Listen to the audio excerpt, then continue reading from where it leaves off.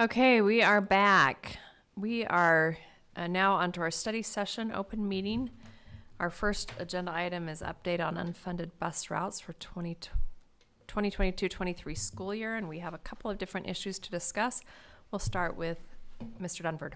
Let's start in Harriman. I wish I could report that we found a volunteer to drive the bus we were willing to park in the school. I cannot report that. We found no one. And so we have a brilliant Paul Bagheera who's here to propose an alternate solution. So we're just going to turn the time over to Paul, have him come to the table. And I know this is a delicate situation, but in the end, it looks like Jordan School District is going to shoulder this entire burden. That is correct. I got to give credit where credit is due, first and foremost. My team came up with some really creative solutions. So in terms of bus eligibility into Oakleaf, there are 3 buses that qualify to get the kids there.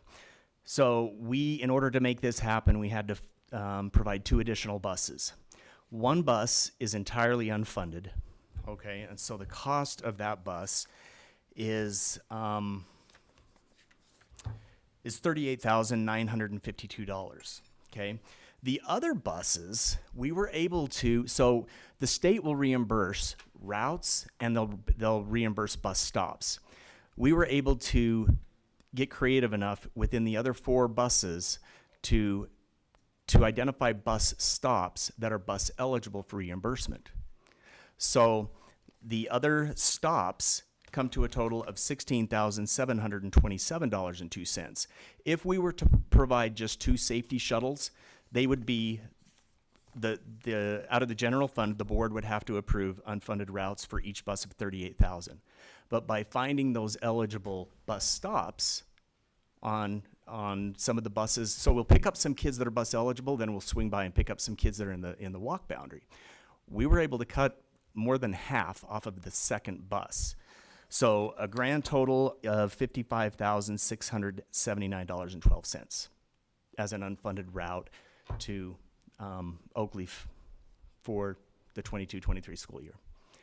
I think that's tremendous in terms of us trying to find solutions. We were able to assign all of the students in the walk boundary bus stops, bus numbers. Those are listed on Skyward. A little different, I feel, than the Mountain View corridor with the middle and the high school kids because we're talking about elementary students. And we tried to preserve the stops for those kids that were bus eligible into either Harriman, Foothills, wherever they pulled the kids from the other schools to attend Oakleaf, and keep those the same so that it was consistent with what they've been, with what they've been accustomed to over the last several years. So I'm delighted to be able to provide that and present that to the board. That the one bus is completely unfunded, but the other one, we could find some creativity within state rule that allows us to seek reimbursement for some of those stops. So the total ask is 38? The total ask is 55, sorry. Yes. The total ask is 55. That's correct. Now, as I understand our previous action, we had approved the salary of 2 bus drivers at a total of 16,000. So this is a significant increase in what we're asking. But we have exhausted. The option is either do this or leave it to them to find a way to get to the school in an unsafe environment. And keep in mind, if I may, when we're talking about routing or buses, whether it's reimbursable or not, you have to take into consideration personnel costs, so miles and minutes. So the 16,000 would be for the minutes, according to what a driver's salary would be, but then you also have to calculate in the miles. So there would have been an added expense. Correct. Bryce, I am going to take a bit of umbrage with what you said. Please. We were not asking these students to get to Oakleaf in an unsafe route. We had developed a safe walking route. It was just a very long and impractical safe walking route. I want that distinction to be That's a great very clarification. clear, is that our team had worked very hard to develop a safe walking route that met all the standards and requirements. What we realized,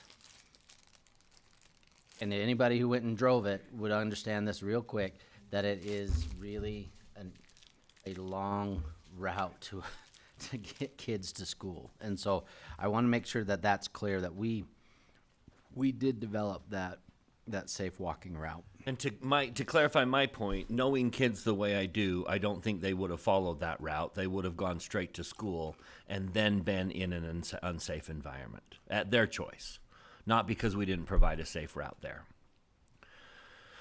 So I don't know that we have an option that's viable. So I move that we approve Mr. Bergera's proposal and that we add the $55,000 to the list of unfunded bus routes that we now fund. For 1 year. I just have one question of Mr. Yes. Jera. What are the hours for that bus driver or those bus drivers? So those will be incorporated into existing runs for the drivers, so. No, should we be able to find a driver? What would the hours be? 10 hours a week. I'd need to get back to you on that. It would send, like, if they were to just drive a shuttle, for example. Correct. Pick up 8:30, drop off 9, no more than 3 hours a day.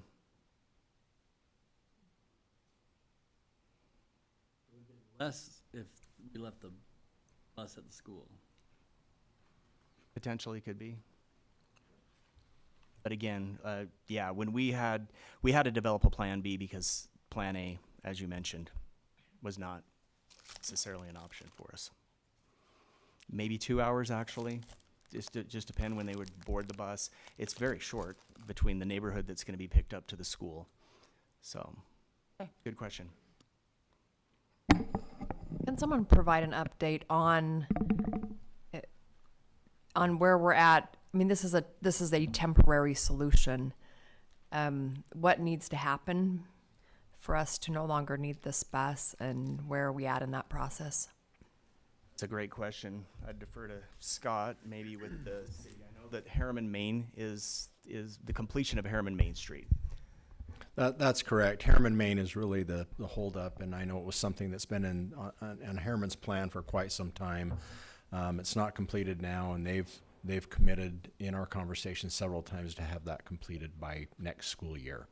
And once that's complete, then you'll have sidewalks and connectivity that creates a much shorter and more safe walk route.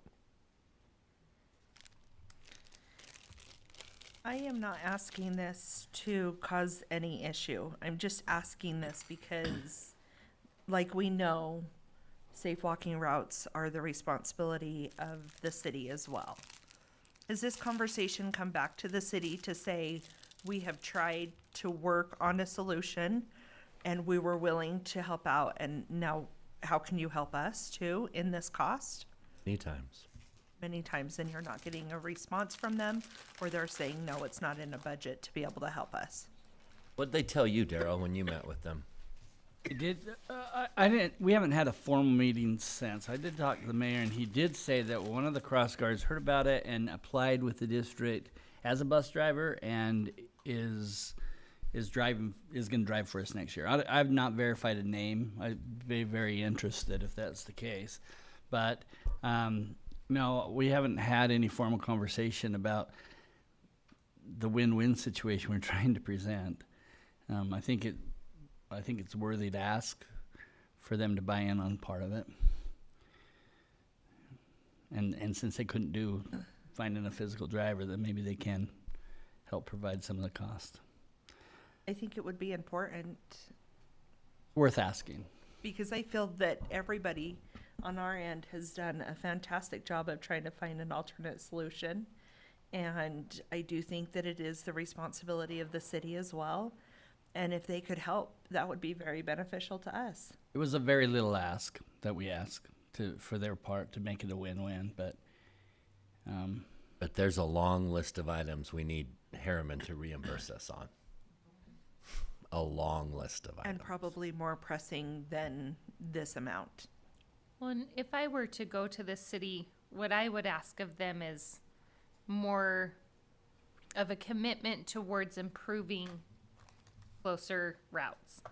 Then I'm comfortable with this for a year, but when it stretches and stretches and stretches, that's when I don't feel good about it anymore. So that's where I would be more interested. If they want to help and provide a win, let's make this short term.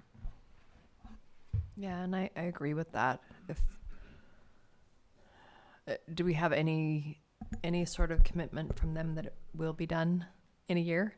And is that something we should ask for? And if it's not, then we need to discuss some financial sharing in the cost. Really, really no hard commitment, just that is their plan to have it done by next year. But I don't know if it will be. It's certainly something to worry about. they did say in one of their city council meetings, what's the contingency plan if it's not done? And I didn't relate anything on behalf of the whole board, but I had called the person that made that statement and just said, I don't have a contingency plan. I want that road done. We purposely drew these boundaries early for this reason, and I know some of it came to funding. They have scaled down the road and the funding's there.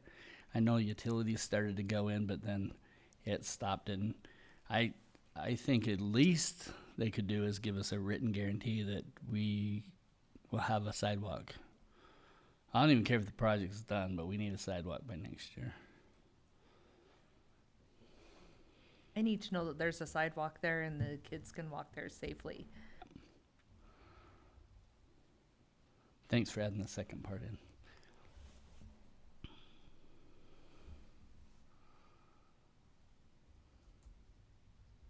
Oh, we have, Jonah, we had a motion. We have not had a second. You need a second. Once again, I repeat the motion. I move that we approve Mr. Beguer's proposal and we shoulder the burden of one more unfunded bus route for 1 year. Okay, so we have a motion by Mr. Dunford, second by Mr. Robinson. Any more discussion to that motion? Yeah, I'm supportive of this. I'm just tired of playing this game of chicken with these cities as far as when it comes to the safety of our kids, the school districts and the city's kids. And I don't know of another alternative when it comes to the state. I mean, we're going to err on what we're airing right now. And I just wish that we could feel equally yoked on these things. So I think there needs to be some formal communication to the city from the board or the superintendent saying, this is what we're doing. It's a 1 year option, and we'll consider it again if we recognize that progress is being made, or if, I don't know, some type of formal communication needs to be made. Both Daryl and I have a meeting with Mayor Palmer, and give us a chance to hold those meetings, and we'll report back on what was said in those meetings, and then if we want to take more formal action, we could do that then. Maybe we could fund it this year and they could fund it next year. Well, I'd go so far as to put together a memo of understanding Yeah. that we are willing to do this for 1 year. But if it continues into the next year, you'll get to pay next year. That was the reason why we presented a win-win situation so that we both had buy-in, so we both could shoulder the burden together so that this can get completed and done. And that's my biggest worry is I just want it done. And unfortunately, we can't make it be done on their end, but we have complied with everything that we've needed to do And a little more, and more. A lot more. And I and a think, lot more. in my experience with Harriman, now under their current leadership, is they've been really great and want to work with this, and I think they understand the problem, and I think we can continue this dialogue. This is not Them. current administration that set up many of these problems. So Just so everyone knows, Scott, can you tell us the running total of construction costs that we have incurred? I don't know if An estimate? I would say somewhere between 200,000 and 300,000 at this point. We just haven't reconciliated those final costs with Hughes Construction yet because they'll have to, once the project's done, then they submit their, and we'll push back on some of those general conditions, but that's when they'll give us their final reconciliation of, we know things like roads and some water and some different things like that, but it'll be a while before Hughes can give us that final total. But we know it'll be substantial. But there are numerous conversations we need to have, just so everyone knows. Those are costs that we've incurred that we would not have occurred had everything gone in when it was promised.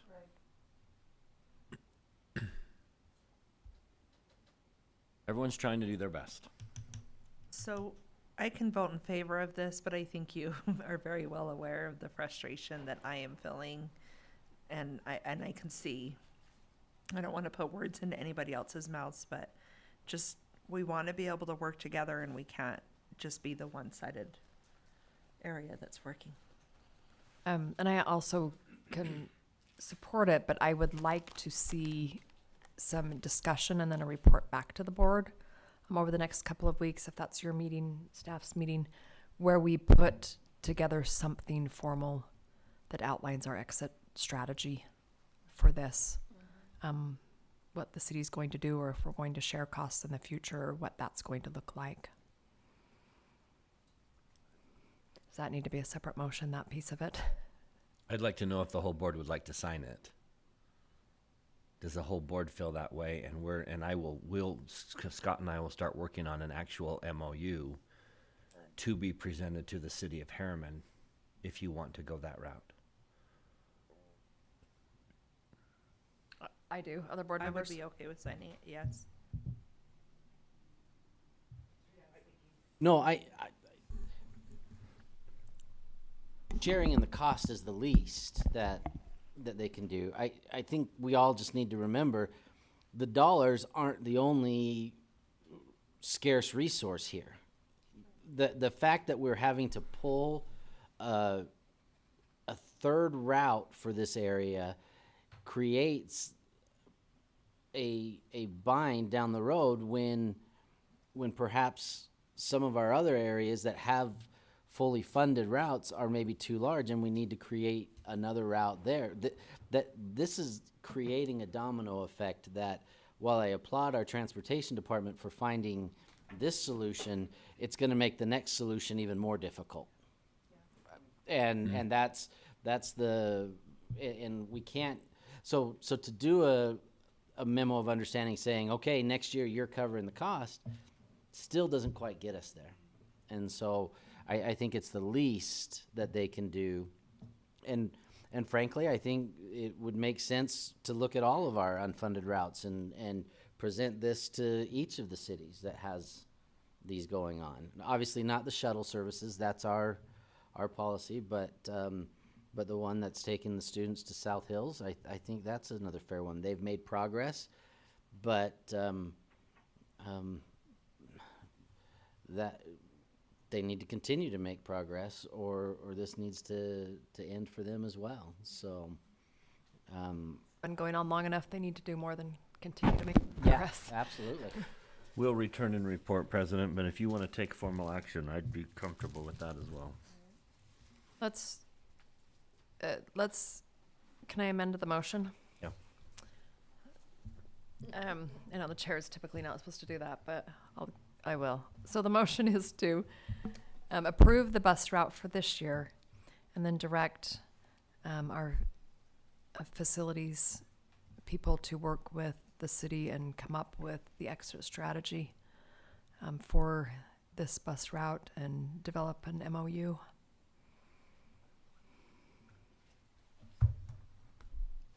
Okay. Any further discussion? Alan? I don't know if I can grant this, but I think you have permission to vote on both motions at once. I don't see a need to vote on them separately, so let's just vote. Let's combine the two motions and vote on it once. So we'll approve the bus for this year and then give the direction to negotiate and work with the city on a memo of understanding. All in favor, please say aye. Aye. Anyone opposed? Okay. Thank you, and I appreciate Harriman. I sincerely do think that they want to work with us, and while this did not work out as we had hoped, I'm hopeful that we can put something in place for the future. Mr. Yeah, Thomas. just a quick comment. You all know how wonderful Ronna Hoffman is, but she has stressed about this every moment of every day since she was appointed, and we've met with her numerous times and had discussions and walked her through and helped develop scripts on what to say to patrons. And so huge hats off to her. You all know that, but she's just been amazing through this. And we've promised her that somehow we would come through on all of this and do the best we could to serve her students. So she's been a champion. Appreciate her. That's one. Now we have number two. So when Moab occurred, this board made the decision to pocket bus an area of the west side of West Jordan to attend school at Joel P. Middle School. Those fictitious residents are now real residents, and we have students who need a way to school next school year. They're looking at a 7-mile commute to get there. And so, again, today is, as we sat with our mayors, we heard a cry for innovation. And I just want to say that maybe the most innovative department in our district right now has been our transportation department. They are amazing, the things that they've been able to come up with. They're thinking outside of the box, and they're making the impossible possible every day for our students. So once again, Mr. Bagheera has done something awesome and figured out something to help solve this problem. Right now we have a bus with open seats that is going in the area and will wind up at Joel P. Jensen. And our transportation department has been able to work out a way to include an additional stop. That pickup would accommodate the students that are in the Ogre West development. And the students would be picked up around 7:15, and then the students would be taken. So that would be at no additional cost to the district, which is incredible. Right now there are 8 open seats. Am I right about that number? So 6 to 8, depending if there's additions with wheelchair. Okay. That would make an impact. And actually, I have an updated pickup time. I know that was a concern to our conversation. 7:30. Oh, even better. Even better. That's amazing. So that would be my proposal, that we just include that additional stop on that bus and take care of those students in the Ogre West development.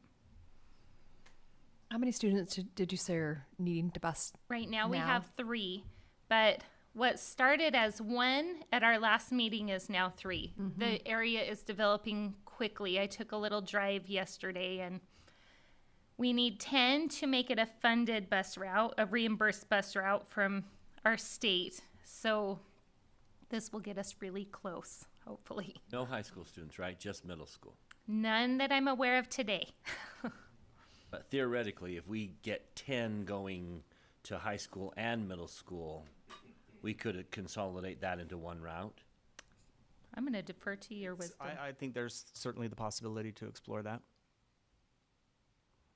Timing would be, Timing would be an issue, but Yeah, we would certainly have to drop the middle school kids off significantly earlier, but I think the schools could potentially accommodate that with some early morning activities. And could we do that mid-year? If all of a sudden by October or November we had 10 students, could we make an adjustment at that point? Or is this, we start at the beginning of the year and we set everything in stone? no, we could make that adjustment. You applying to drive? It's a great idea. Why not? I did talk to, on a side note, I did talk to Scott Feston about the growth. He is a little less bullish on how fast that's going to grow. But again, to your point, we went from 1 to 3 seemingly fairly rapidly in the last 3 weeks.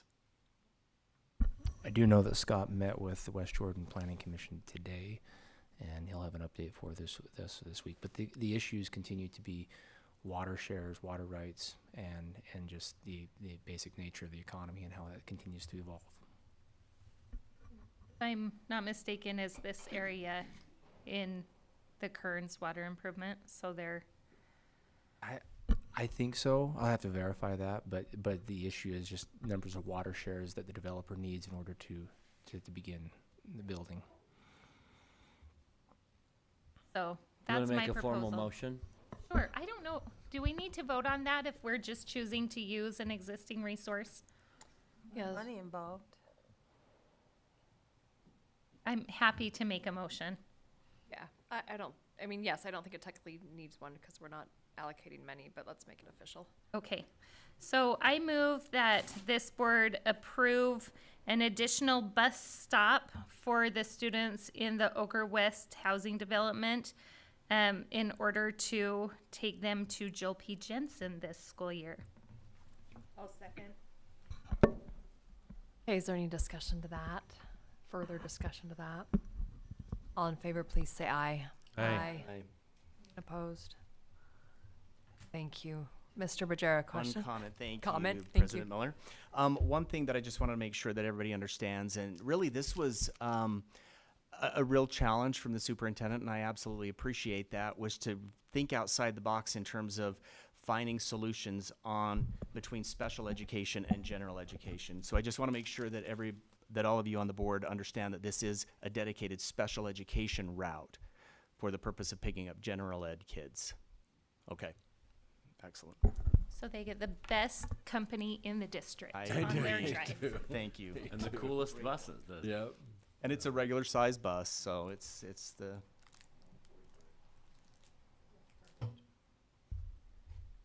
Thank you. We appreciate you. Thank you for being here. Our next item is House Bill 420, required reporting. We have Mr. Anderson, Mr. Sorensen, and Ms. Evans here for that. Mr. Anderson. Thank you, President Miller.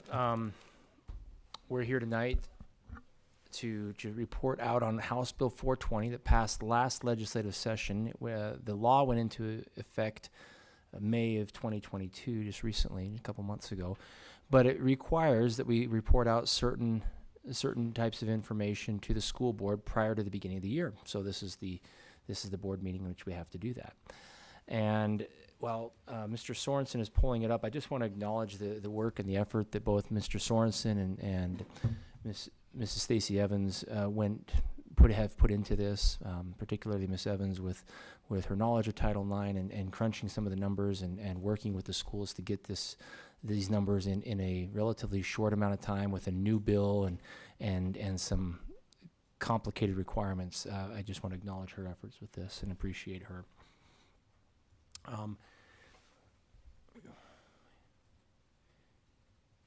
With what this bill does, it requires that we report to the school board the following information before the beginning of each year.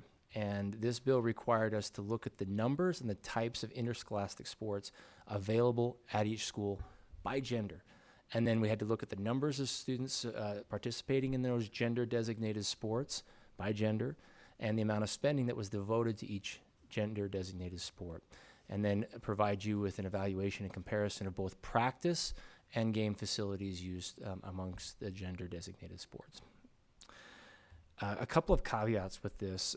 Even though House Bill 420 says it's all about Title IX reporting, there are a couple of important distinctions that I think it's important for all of us to understand between what's required in the state law regarding House Bill 420 and what's required in federal law by Title IX. And there are some important distinctions. House Bill 420 only considers interscholastic gender-designated sports, and we'll get into the definitions and which sports qualify for that in just a minute. Title IX, under federal guidelines, considers all interscholastic sports.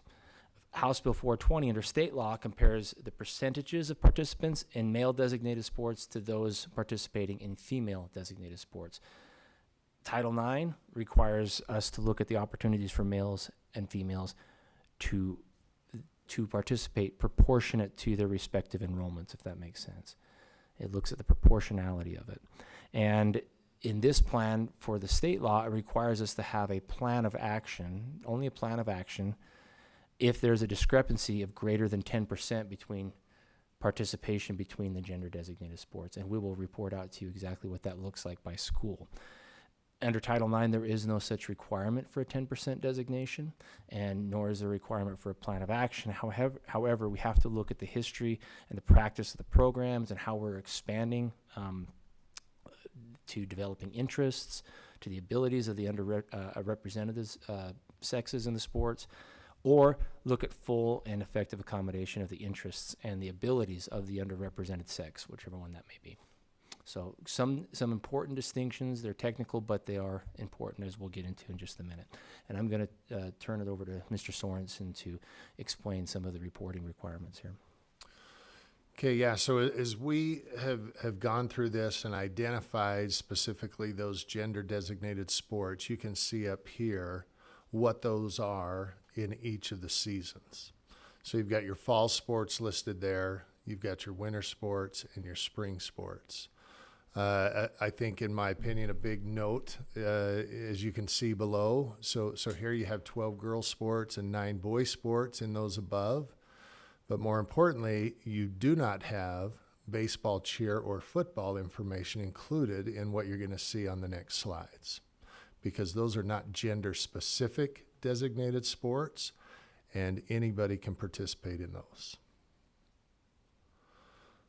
So again, House Bill 420, requirements for the identified gender gaps. If there's a discrepancy between the gender-designated sports of 10% or greater, an action plan that school would have to develop to address that discrepancy. And again, in these slides, you'll see kind of where each of our 6 high schools came out based on that information. So overall, as a district, you can see, again, gender-designated sports only here, that we actually have girls identified there in the blue at 50.6%, and boys at 49.4%, so a separation of 1%. Now we're going to break down each high school. Bingham High School to start, you can see there the girls at 48.2% and the boys at 51.8%, with a discrepancy of 28 students, or 4%. Copper Hills High School, you see the girls at 52.5% and the boys at 47.5%, with a 5% discrepancy, or 44 students. Mountain Ridge, that discrepancy, 47.6 to 52.4 for the boys, so a 31 student difference with 5%. Just while we're here, I'm going to explain where these numbers came from. So each of our schools have that Register My Athlete that they kind of track each of those. So those numbers, all of these numbers were pulled from the 21-22 school years Register My Athlete information. So I'm assuming that that also includes freshmen.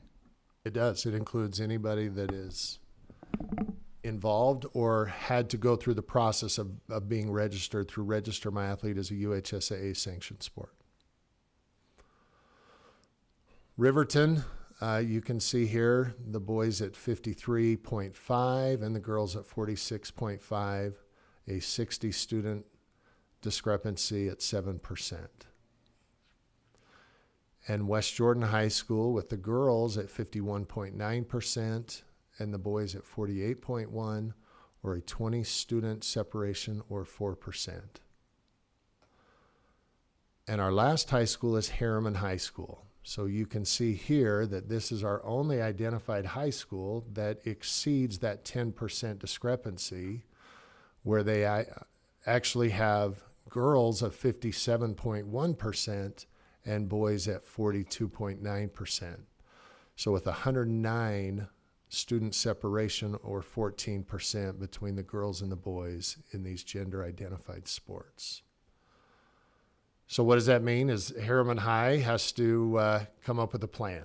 And ultimately, and I've been in communication with Mr. Kornberg and his administration over there, and we kind of talked about a few things, but I think we have to remember, we have to be careful as we balance Title IX and we balance House Bill 420 in this. But they did see some genuine decreases in both their cross country and in their track, whether that's because we're seeing boys participating in some of the more newer sports like lacrosse that are in there, but they did feel that their participation was down from the previous years. And I kind of go to pre-COVID because you'll remember that they didn't have spring sports during the COVID year. So we are looking at the 21-22 school year, but there was a difference between that. And so their action plan or their goal is to promote athletics with boys. Specifically, they wanted to target those to see if they can't get some participation back up.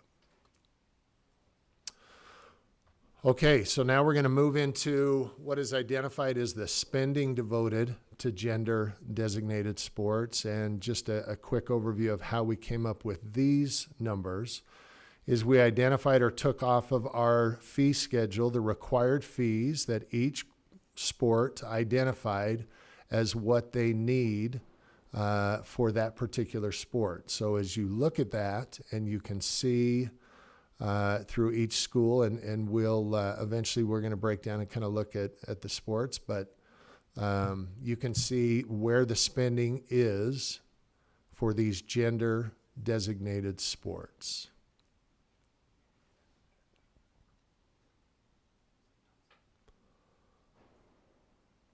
Get into what Sure. are specific sports that are causing Yeah, this? yep. We're gonna get into some specific use of actually facilities. This is our only slide that we have with figures, but certainly I think it's important to remember that when you look, and I don't know if you have questions about these particular figures, but a reminder that baseball figures are not included in these, football figures are not included in these, and cheer is not included in these figures because it's just gender designated. Is there some other number sitting in the JSD total other than what's being reported at the individual schools? Because I'm not getting 1.2 million for the girls. Is that math incorrect at the bottom there? Is that intended just to be a total, or is there some additional spending at the district level that's not? The default, Stacy. Should just be a total, and I actually had the software do it, so if it's out of If whack, it's wrong, my we'll apologies. remath that. But we can get you an amended version. I was just alarmed at the large discrepancy between the boys and the girls in total, but when you look That's at a the good catch, individuals, it's yeah. not. Mr. Larson's quick fingers actually show it as a $930,000 sum, and as compared to the boys is correct. Apologize for that. Incorrect math. Which is really funny because I taught high school mathematics all of my teaching career. Okay. So that's where that is. So now we're going to get into kind of the practice facility use in the. So I'm going to put my glasses on because it gets a little smaller. But so we asked each of our high schools to basically identify specifically what each of these sport programs have access to for practice facilities. And admittedly, not all of the facilities are used a lot, but they may have access, and not everybody enjoys the weight room, but many of them have used the weight room on occasion. And so if they did, they identified and listed that. And you can kind of go through. So these next few slides just take each of the sports that we've identified and identify where and what facility access they have when it comes to practice or preparation for their sport. So I'm just going to click slowly, but I know that you can kind of see those. And if you have any questions on the way, please feel free.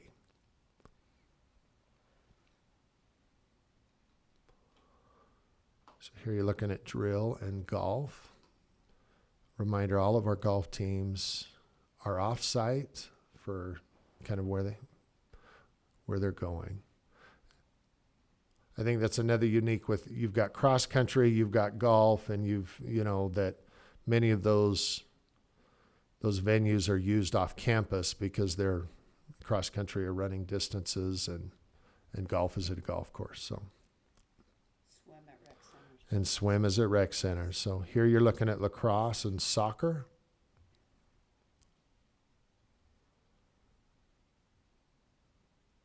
And what venues they've identified that they access at some point in preparation for their sport. Here you have softball, swimming, and tennis.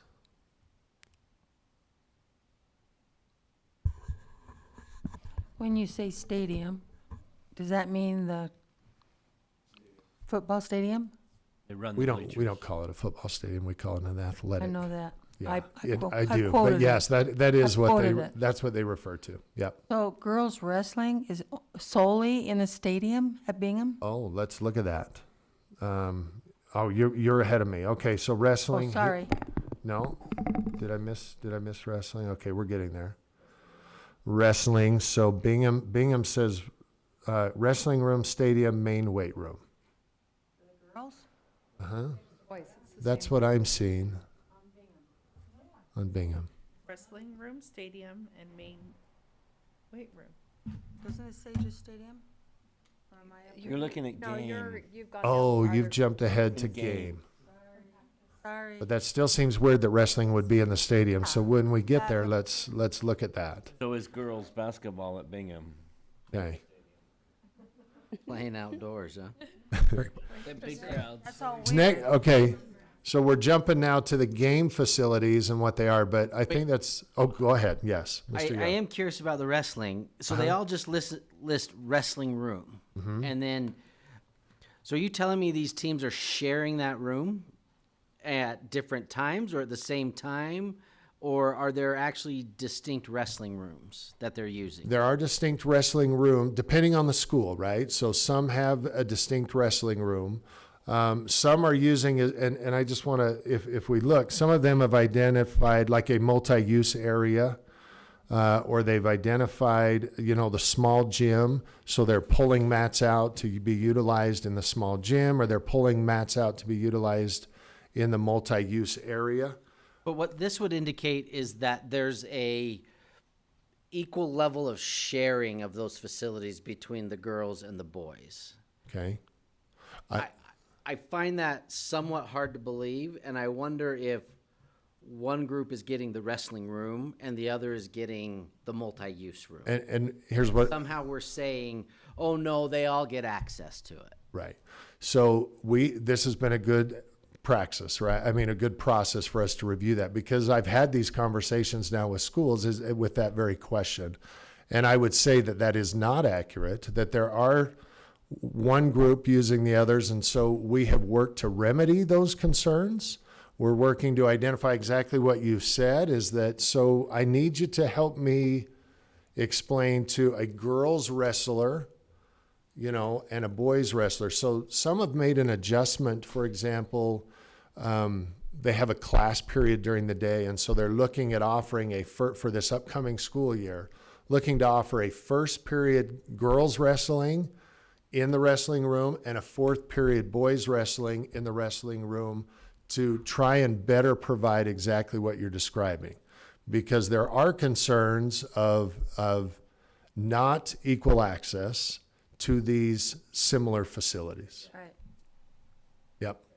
What you're telling me is next year's report will be a little more reflective of what's happening. That is exactly what we're working with each school where we felt there was a discrepancy or an inequity, to improve that inequity. Yep.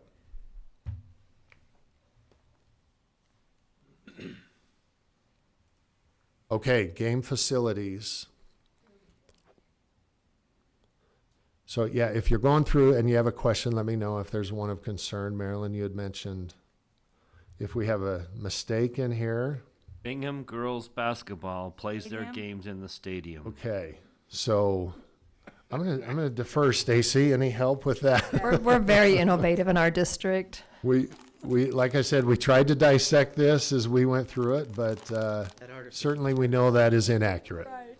It's amazing. I'm gonna guess that was a carryover from where they might run stairs as part of training in the stadium, but not necessarily where they're competing. Welcome to the main event, the largest venue we have. You should see how far out the three-point shot You is. should, in the stadium. So I think it's maybe just a matter of not deleting stadium from that particular point, because main gym is listed in there, so.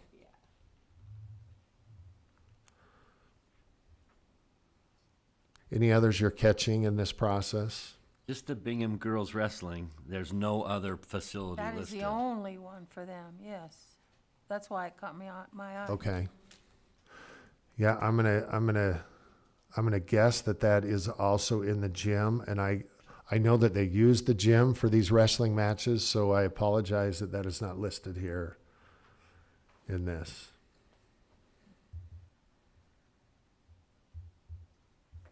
But that is a good catch, and we'll correct that on this slide.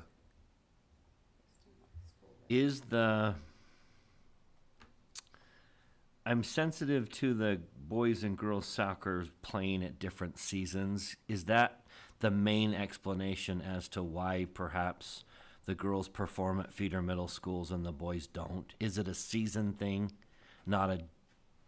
I think it's a combination of both, to be honest. In my conversation, and you can see on there, Bingham is the one that's identified as a feeder middle school. They kind of spent a lot of effort to create South Jordan Middle School, to kind of make that a soccer field that they kind of owned. What's ironically, as we've gone through, it hasn't always looked as good, during these difficult water years. However, part of that is also some coaches prefer not to practice on the turf. So some of that can be a coach's preference as they're making arrangements, so that they're working with both of those. I think as more and more schools are starting to see artificial turf in the stadium area, that you're seeing more, but some coaches prefer almost strategically not to have that on an artificial turf, but prefer the grass field. So some of that is also based on coach preference.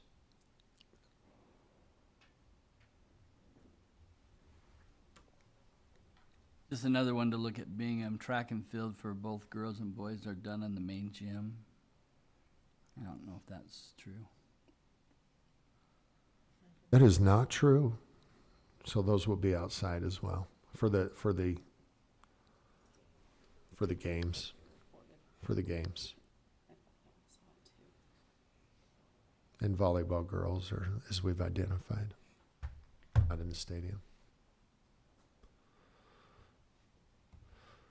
So in summary, again, is required by this new bill, and again, this went into effect in May, so a lot of this was this information was gathered. Some of these coaches who are no longer at these schools, or, so there was a lot of conversation that had to be happening, but they'll better track this now as we go along in this process. But again, the number and type of sports, participation rate for gender designated, the spending devoted, and the designated practice and game locations. So overall participation rates for the districts are very similar for boys and girls in gender designated sports. And there was just the one high school of Harriman with the gender participation gap that exceeded what was identified in House Bill 420. And so Harriman High, as I mentioned before, will promote the participation, and they felt like they've identified 2 sports they want to target that way. But again, I think it's important to remember we have to keep Title IX in place as we're trying to balance this new bill. We may look really good in terms of HB 420 and be Right. very lopsided in terms of Title IX, Correct. especially with the addition of boys volleyball. It's something to keep in mind. And we didn't report the numbers out today, but we did a quick glance at what would happen if football was included in that. And baseball and cheer tend to cancel each other out, but football does tip it in favor of the boys. The only 2 schools that it would be pretty balanced then were Harriman and Copper Hills, where there was a larger proportion of girls participating in sports. So this was an interesting bill. It's an interesting law. Frankly, I think it's an example of where maybe the intent doesn't quite match the language of the bill. And Who is a sponsor on that one? Representative Birkeland. Brooklyn. How many total hours were put into this report? With everybody, I mean, Yeah, like with no. every coach that you had to talk with, every. It was a lot of hours, I think, yeah. No, I'm serious. How? Give me a rough estimate. Stacy, I'm going to lean to you as you did a lot of Yeah, so that tracking. just watching the schools as they were putting their entries in, because I used a Google form to make it a little easier for them to report out. And 2 to 3 hours per school minimum. And then on top of that, then I'm taking it and assimilating the data. And then I'm having conversations with each Yes. principal as I went around and visited, and we Brett went and I are through talking. this. So I would again estimate that is, I would say me alone having conversations with schools were probably 3 to 4 hours per school of this information. It's safe to say at least 50 to 75 hours. Oh, yeah. Oh, definitely. 100 hours? I would Probably pretty close. venture, because they had to go, we had to go through Register My Athlete, Yeah, I went through Register My Athlete. to look up this information. We tracked that. At a conservative billing hour rate of $100, this is basically a $10,000 report that just got created out of one piece of legislation at minimum. And people wonder why our costs continue to rise. And the end result is Harriman has to find more boys to play sports. That's the outcome that's coming out of this report. But we need to be cautious because of Title IX. And that's where we stressed at the beginning, what the state law of HB 420 requires versus what the federal law of Title IX requires is that we need to be cautious in doing that because we have to look at the proportionality. There's a of the gap. enrollment. And we There's a know that gap. the historical intent of Title IX was underrepresentation of female athletes. Correct. I mean, the state is essentially setting up a roadmap for OCR or Department of Justice to basically do a statewide evaluation of how we're doing Title IX compliance. Right? I mean, we're basically creating a big neon sign that says, look at us. Yeah. Okay.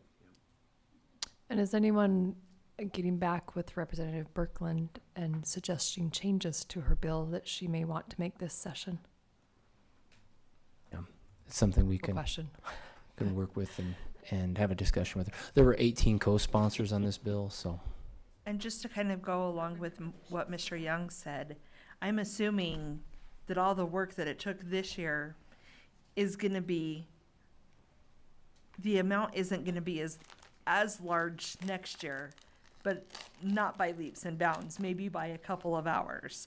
Because you know what you're doing next year. This was the first year, but that's not gonna significantly drop.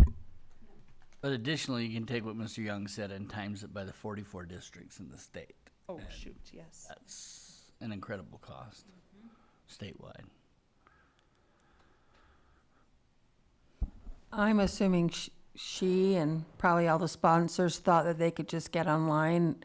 We could just get online with, register my athlete and download all the information and we'd be done. Not so. Not so at all. The data is there, but it requires some, clearly, as is demonstrated tonight, some careful checking and some follow-up conversations. And that's something that for as much time as was spent, you saw tonight, we still are some glitches in it. And yeah, that's. What was, so our outcome is that we need to recruit more boys. What was the intended goal of this bill? As I stated earlier, I think this is an example of where the intent doesn't quite match the language, because I truly believe the intent of this was to bring more awareness and to female sports. The sponsor of the bill, if I remember correctly, is a huge proponent of girls athletics, but not to be intended to be at the expense of reducing opportunities for boys either.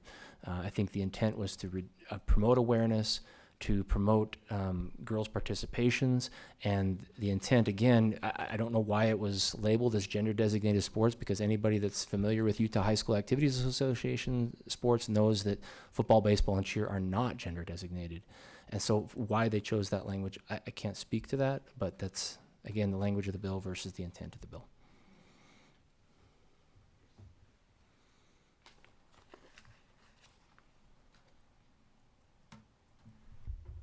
Okay, so you just needed to provide the report. We don't need to give any direction or do anything. Nope. Okay. Well, thank you.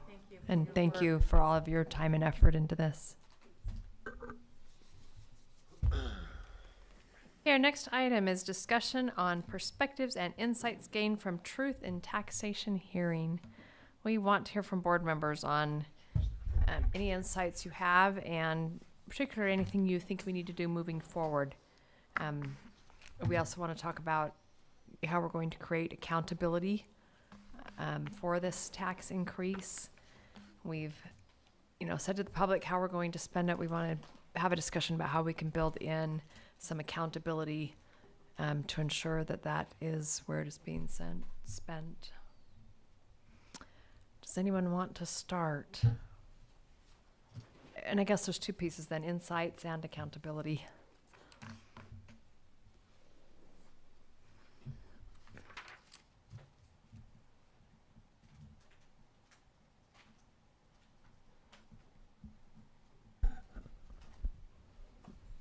Miss George. I have an accountability thought.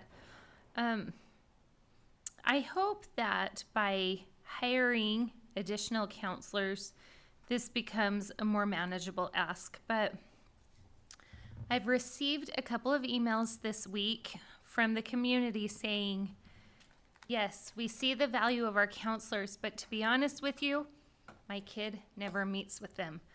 Unless a kid goes and requests a meeting, they just don't see them.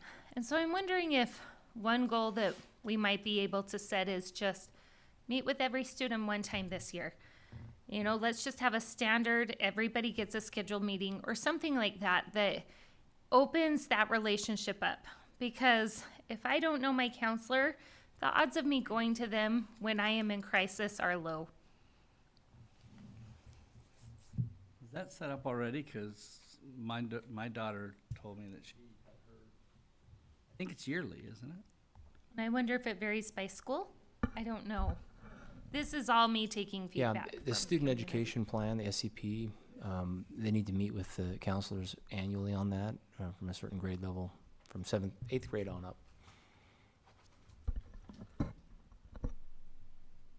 I would just want to follow up on any parent who says they have not received support. Our counselors track the percentage of time and the percentage of students who are met with each quarter. So there is a high, for years now, there's been a high level of accountability put in place for counselors. And accountability sounds like enforcement, but it's been the collecting of data and conversations around making sure that we're student-centered in the way that we spend our time. So there are some systems in place for that, and we can bring back more detail about that. Yeah, that would be great. So, quick question then. So each counselor should be having at least an annual meeting with each student. What if a student sets up an appointment and comes to them? Would that count as their annual meeting? Or is this like a specific meeting with a determined, I don't know, agenda? Yeah, the education plan that we've been discussing needs to be a specific talked about thing. It can be a student maybe instigating it, but it needs to be usually is with the parent, the student, and the counselor together. Parents should be invited. We have a higher level of engagement between counselors and students than ever before. And it's part of the training. It's part of the conversations that are had throughout the year with counselors. And they're highly engaged. It's a very clear focus. And so, of course, individual circumstances, we want to address those if someone is not experiencing interaction with their counselor, but I think it's happening more than ever. I'd really like to follow up on that because we want to be sure that's everyone's experience. So, Ms. George, I'll say that I have heard that from a couple of different parents recently. That has never been my experience as a parent. And it doesn't come to a Jordan District email. It comes to my personal email as their parent that I put on their profiles. But it is something that parents need to be mindful and looking out for. You know, every year since 8th grade, my boys have gotten those emails. I will be honest with you.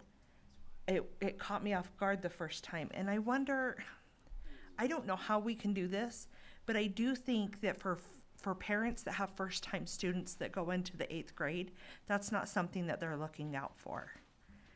They almost don't know that that's going to happen. And so I have found in my experience with talking with patrons that their children are going into the secondary level for the first time. And then as that parent knowing for the rest of their children that that's an expectation that is there. And that was not the case in the emails that I received, but.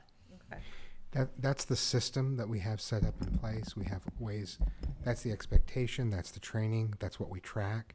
But that doesn't mean that every individual experience is exactly the same. And if someone has slipped through the cracks on that, we sure want to follow up on that. And the required meetings at the secondary level, the elementary level, it's not a required meeting.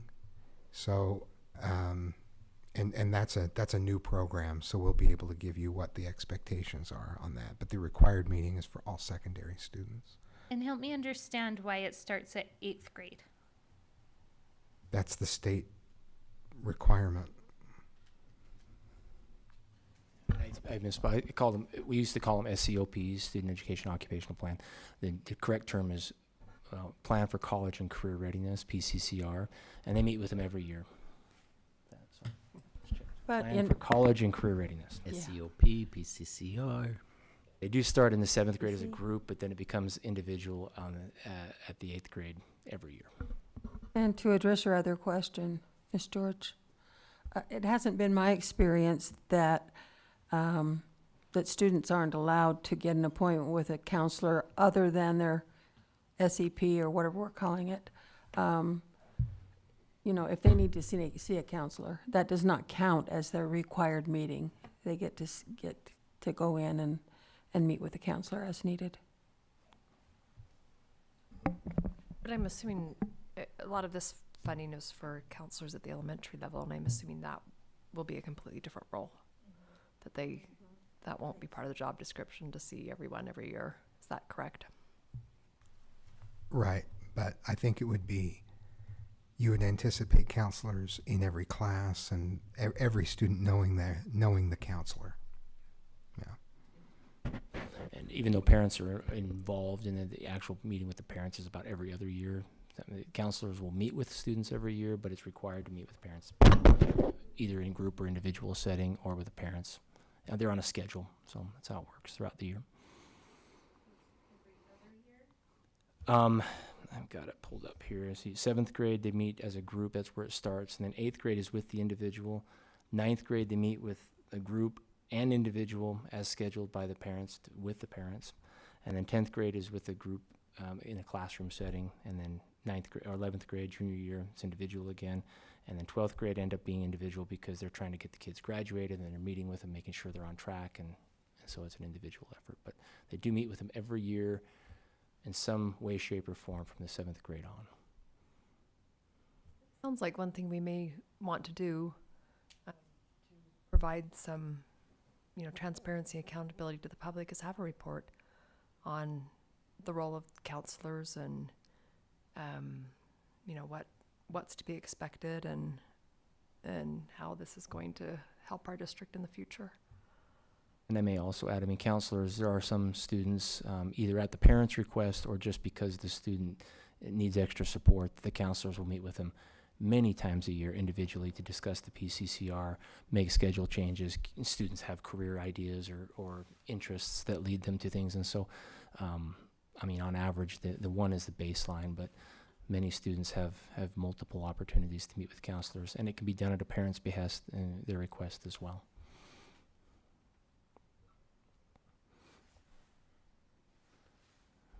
Hey, other insights or accountability you would request? I was frustrated with the amount of misinformation out there amongst people. I think we did a pretty good job at, making slides and sending those out and trying to inform, but I kind of wonder if it was too late and people thought we had an agenda, which probably we did. But there is a lot of misinformation. I think we saw that in the surveys that we did with Lighthouse too, is how do we clear up the misunderstandings? And I've been meeting with people who were very vocal, and once they understood it, they didn't like the heavy lift. I always wish I had a redo over. I wondered what I would do differently. I've called some other school districts, and their truth in taxation is pretty smooth. Hardly anyone shows up, and it's because they're raising them more quickly and more frequently. Maybe we could have done that, but it doesn't make sense to try to bring down your reserves and at the same time increase taxes. So I think it was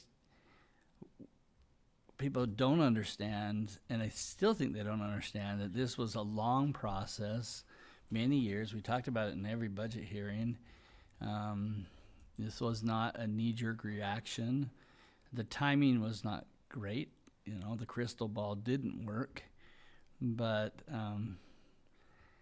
in hindsight, I think I'm more in favor of more frequent, smaller ones than. If you look at the benefits to your pocketbook, the longer you hold on to your money, the better. But I'm not sure if that's the case. And then the other thing too is people had a hard time to think that it's a popular vote of people who show up. And I'll just tell you, the people that talked to me outside the meeting were overwhelmingly, I'd say 95% or more, were, again, not in favor of an increase, but in favor of our schools. I purposely rented booths and even went out to the community on the night before I thought I would be hammered. And again, most people were so excited that school's starting, and they found out who their teacher was, and so, again, if the community's listening to this, I have to take everything into account, including the fact we needed that money to stay solvent. I don't make decisions based upon a few people that show up at one meeting. I do listen to every comment, but so many of them were misinformed, and I don't know. I don't know how to solve that. I do think that we made a mistake maybe not selling this more to the cities, because some of our vocal critics were elected officials in our cities, and I think I would have loved to shut that down a little bit. So, I don't know. We had just as many people with a small increase 3 years ago, though. So, I just think our district is just different than other places. I don't know. I have one suggestion along that line about the TNT process. This suggestion would have to go to our legislators, though. But I don't know that the hearing helps anybody. I mean, the people all come, they say what they think, no one's there to even give them any other information. I just don't know that it helps anybody. So if I were a legislator, I would say, let's change this process. Instead of a hearing, we have mandatory open houses. And the district's required to hold an open house and get feedback, but to be able to interact and talk to more people. But that's I love that, and that should be a legislative priority. And the other legislative priority is, I would love an automatic adjustment in the tax code. I don't think this was an increase. This was an adjustment. That dollar, what it was worth in 2009 versus what it's worth today, we were just doing an inflationary adjustment. And we were not asking for, had we've got the inflationary adjustment over the last 10 years, we would not be doing a truth in taxation hearing, in my opinion. But that would be another legislative priority, and I do know another district that made that theirs. Just one more quick follow-up. I know legislators will just say, well, you can have an open house. Go ahead and have one, which is true. We did them last time. We can. So it's what's on people's tax notices. I mean, that's when, we say to people, come to the budget hearing or come to an open house or whatever. It's when they actually get that tax notice and the wording on there that is what people pay attention to. And rightfully so, because that's when they find out how it affects them. Okay. Who else?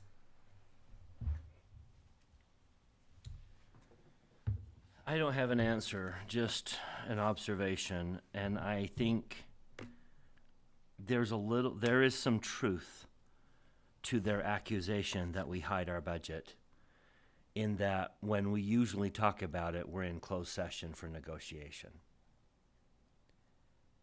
I don't know how to change that. I know why we're in closed, but I wonder if there is some truth to the accusation that you as a board, when they said you as a board do not speak openly about your budget very frequently.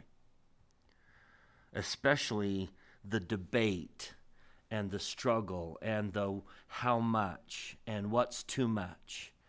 And I don't have an answer, but I feel to acknowledge that we do a lot of things in closed session under the guise of negotiations. And these are their dollars.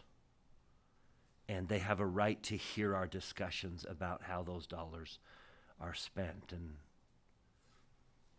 I would invite this board to find a balance between what should be said in negotiations for what reason and what should be said to the public, because those are their dollars. I know we have hearings in the public, but a lot of the thought process that went into this tax hearing, the public never got to hear. Tracy and I met with somebody who was critical about it just this week, and one of the things he actually, after the truth in taxation, went and looked at all the different districts and how they do it, and he came across one district that has a more user-friendly budget, and I'd be interested to go look at theirs and what they hand out to the public. But the budget can be overwhelming to people who don't understand budgets, and if we could break it into more user language and even send it out as an attachment on an email or whatever. Again, I'm just looking for ways. how we were showing the needs, if we had been doing that all along, I think that would have served our purposes more than just doing it in the months before. And we're going to be asking more, right? We're going to probably be having to do a bond, and when do we do our next adjustment? So, anyways, more ongoing communication maybe. I would also like to keep a running sum of every cost-cutting procedure we've ever implemented. When we do something that cuts costs, it ought to go on a list. Just a mental list that says, look, these are all the natural gas buses we bought, CNG buses that we bought, and this is the gas that we're going to save. This position was closed and not refilled. I would like to have, anytime we do anything cost-cutting, I'd love to keep a running list. Can we keep the financial facts page going and continue to add to that? So, because it would be really nice. I found myself in conversation many times reaching back to that page and saying, here's information for you. And add to that things that Bryce is mentioning, I think is awesome. So that I have a link to show people, when they ask a question. I think that idea about keeping a continual list of cost savings is absolutely essential, and I don't think it's going to happen without board directive. I know I've had multiple conversations in those lights. It's a difficult ask. It's not something that is part of any accounting system. You can't pull a report and say, show us all the costs we've saved in the system. That's not what accounting systems do. And so it's going to require directive from the board and an assignment to the finance committee to work with our accounting department to develop that reporting system. And short of it being board directive, finance committee assignment with a date specific that says bring this report back to the board so that we know it's an ongoing report, short of that level of shepherding from the board, this is not going to happen. And so if we do think, I think that's a vital element that that has been missing in our conversations, that instinctually the seven of us understand there are savings happening, but we cannot clearly articulate that in a way that is, short of us saying we have saved $15 million in operational costs over the last 5 years, nothing other than that is going to be satisfactory to the public. And that's the report that we need, that will be an additional arrow in our quiver for future truth and taxations, for future bond requests, for any of these types of meetings where we are, and so I think that that's vital, but it won't happen without board action. If we're going to take board action on that, I think you would have to give some really clear parameters, because there are a lot of ways in which we're an economic district.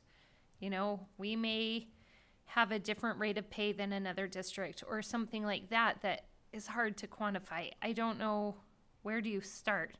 Starting and I think that's when? why I think you go ongoing. You don't go back. It's too hard to, unless you're hyper aware of it to the point that the person who's actually making that decision that we're not going to fill this position, I need to send that off saying we just saved $100,000 in salary. You just can't uncover that going backwards in records. And so this is a big ask that's going to require a finance committee to work through those nuances. That's not what the board is going to be able to do, but a finance committee ought to be able to set those parameters, bring that back to the board and say, here's the report and here's what it's going to look like is this what we have in mind? And I think there's some things we should go back, though. We should note that we saved $100 million at least with Bingham High. You know, Mountain Ridge was built at an extremely low cost at the time. And that comparison chart that we put together, or the builder put together that compared us to charter schools and such. I mean, I have that copy. I've sent it to many people, but do we have that on our website? You know. So I agree with you, Matt, that it's hard to go back and get all the little things, but there's some big boulders that we need to point out to people right now. Because those are big decisions that save millions and millions of dollars. Someone pointed out to me that Granite School District's the same size as we are, and they have 97 schools. And I think, what do we have, 61, 60, 67. So same size district, but they have. Then one caution I would want to say in putting together a report like this is, or a process like this, and we can set the parameters. We could identify all sorts of cost savings, but then it would cost us more money to, just like the report we just referenced, in order to identify, and then we lost our cost savings. So we would want a process in place that would not end up costing us a lot. Have some parameters to identify ones without going through all the details and ending up costing us more.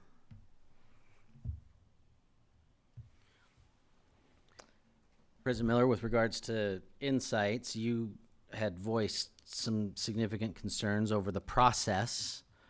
I'm interested to hear what part of the process led you to have enough concerns to sway your vote in the way that it was. I'd love to hear what parts of the process were most concerning to you.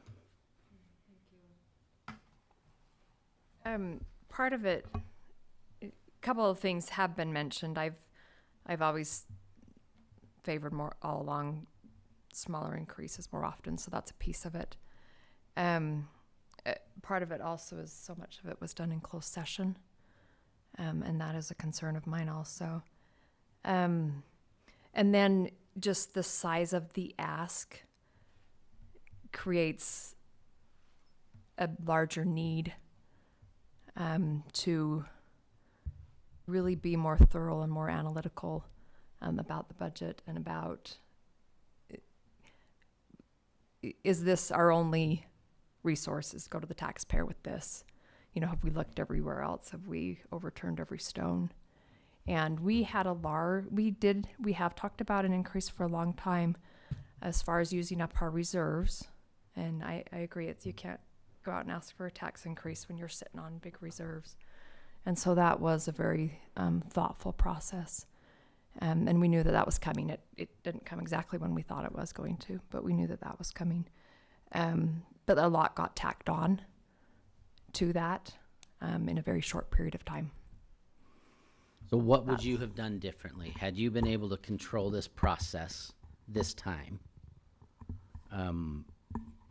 What would you have chosen to do differently that we did not do? Right. I have more open discussions about it, and then direct finance committee or staff to come back with other options. Have we looked everywhere? And what do you think prevented us from doing that this time? With you leading our board and setting the agendas, what prevented us from doing that this go around? I don't know. I have a few thoughts on it, but not, I can't say for sure. I didn't realize the percentage increase would be that high.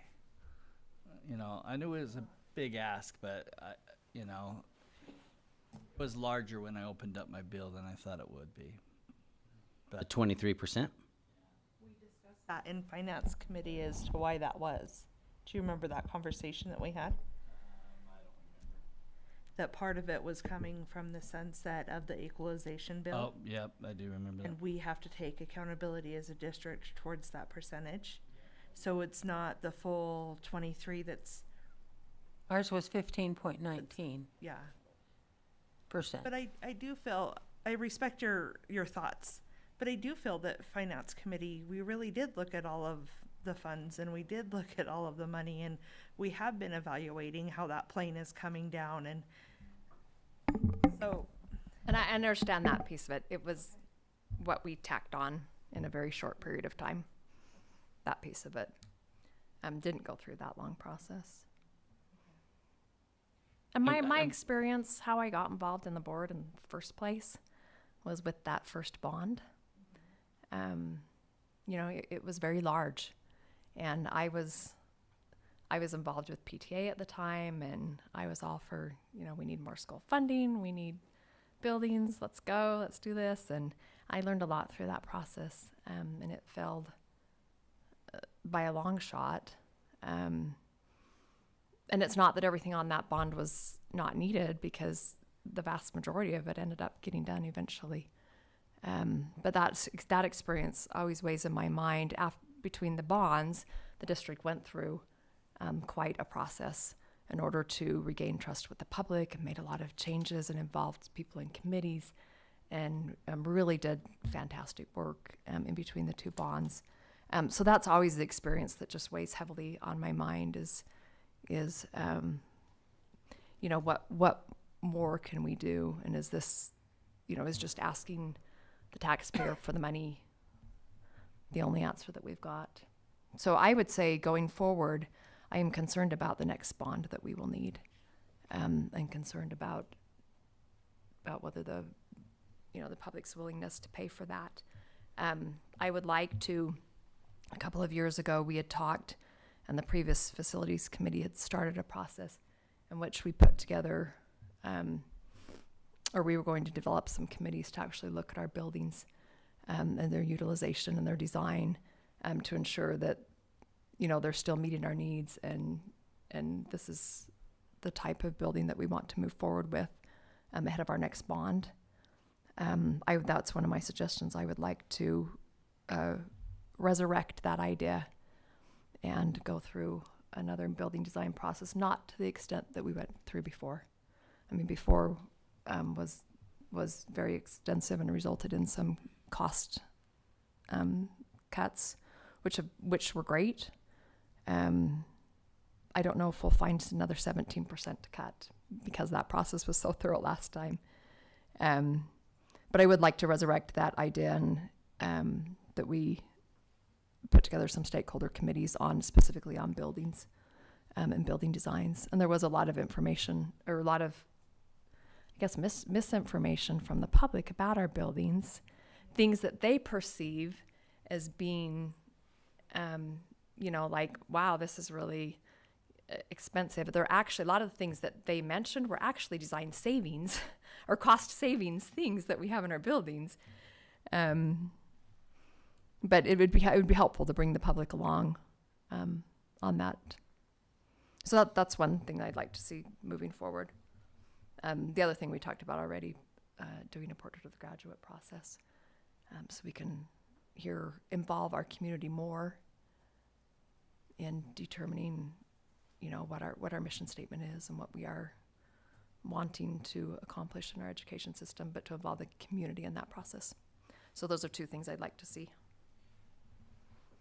So going back to the budget process and the concerns that there were there, I think what I heard is that there were too many requests too fast, too close to a decision point. Is that a fair statement? Yeah. So what is an appropriate time frame?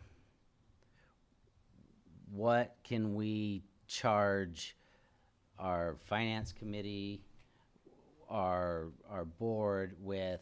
Okay, if there are new spending initiatives, if there are new things, what gives us an appropriate window by which to evaluate those things and do this? Are you thinking January? Are you thinking November? I think that's what we need to do is, if there was a dissatisfaction with the process, we've been doing this process for at least 6 years. And that we just came around to having dissatisfaction with the process right now. If But that's we've the never asked case- for this large of an increase before. So it's if we're doing a large increase, the process needs to be more thorough. But I love your But how train do of we- thought. How do I we love do your, that? Yeah. I mean, we don't. None of us went in thinking I want a large increase. It was these are the things that are and so what are we going to do about this process that allows for that length of time so that we don't feel like all of this got piled in? Because from my perspective, we were hearing about counselors in schools in November of last year in elementary schools.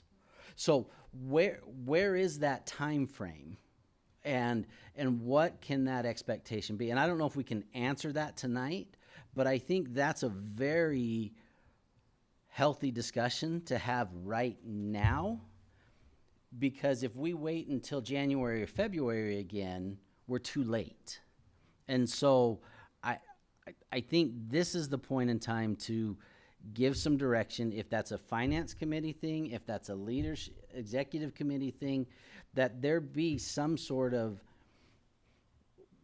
what does this look like so that we build in the time so that it doesn't feel like things are getting piled in. Yeah, and I really appreciate that. I like the train of thought and the way that's phrased. I don't have an exact answer, you're right, about what that should be, but I think that is something that we do need to discuss. I think it's always easy to play the armchair quarterback and look back and say, oh, we should have done this, we should have done that. No matter what we did, there's always going to be the woulda, shouldas. I think overall, I mean, even with this increase, which many people would say is very, very big, we're still among the lowest tax districts. And we're paying our teachers and other employees some of the highest, and our administration cost is one of the lowest. I mean, our building cost is incredible. I mean, this process was pretty incredible overall. There's a lot of things I'd change, but there's so many positive things that we also have to recognize. And I think that's why there were some people that were upset, but there was also a lot of people that are super happy with their schools. And we have to recognize they're both people. Maybe there'll always be both people, but overall, this district is doing some pretty phenomenal things. So, And I'm not Yeah. trying to be critical. I'm trying to improve this process, and that should happen no matter what. If Yeah. everyone came in and said, oh, we love it, we should still be doing the same thing. and so if one of those major concerns is I wasn't able to, it all came too fast, too soon, then we have the power to stretch that out. And so I don't know if that's an executive committee discussion to go further, if that's a finance committee discussion to go, but I'd love to see that discussed somewhere and some proposals be brought back to us. I don't know how to expand that window because we can't start until the legislative session is over and we know what WPU increases are for that year. We can't begin any sooner than that. And we have to submit a budget by the end of June. There's our window. And we didn't start any later or end any earlier. I don't know how to increase that window. Later. Because it would have been futile to start before the legislative session was over. And we legally can't go beyond June 30th. And again, I think this is the exact discussion that a committee could have. I do think an evaluation of future needs is something that can be had at any point in the window. And so you're not necessarily saying, this is the money we have, how can we spend it? It's, these are the areas that we may need to invest in.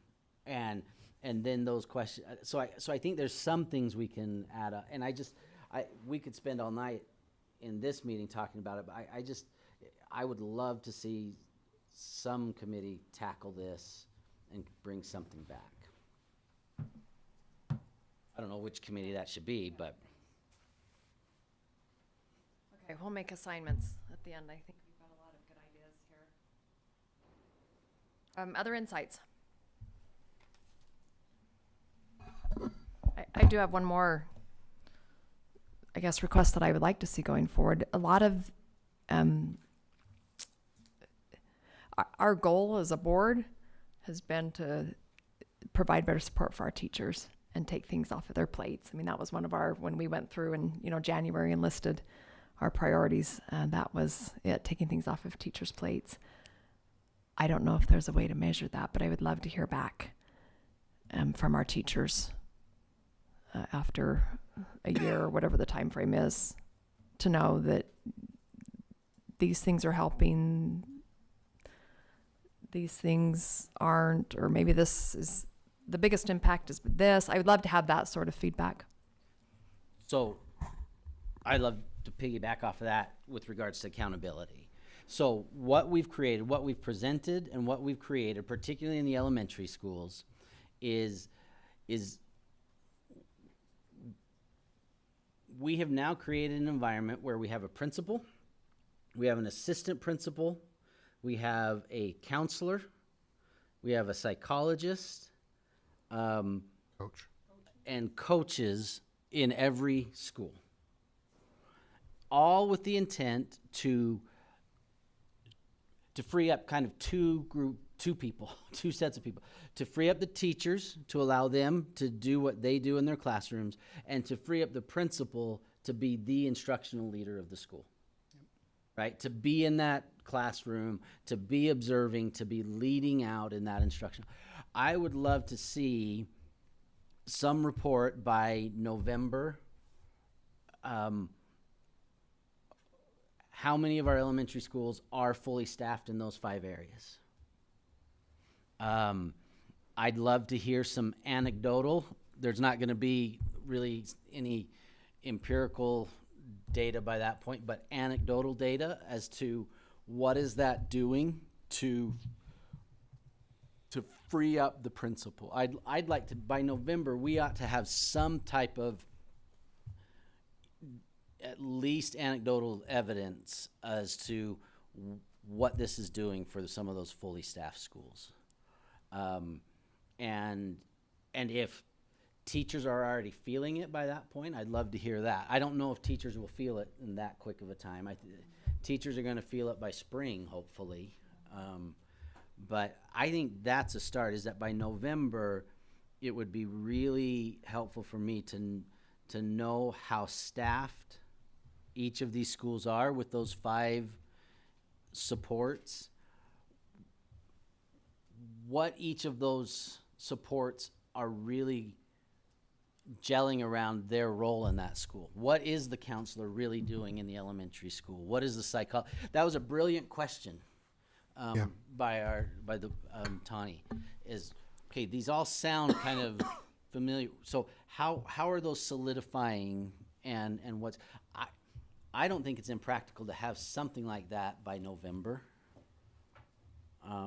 That would be my kind of first accountability. I would like to add to that some of our schools have been piloting something very similar to this.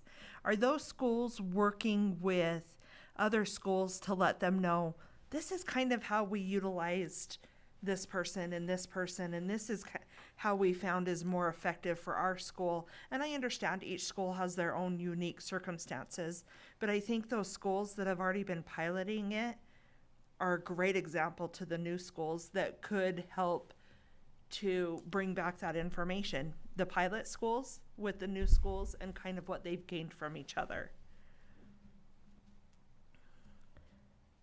I actually texted Mike after that question and said we probably ought to bring all three groups back in November to kind of report on the various jobs they've been doing.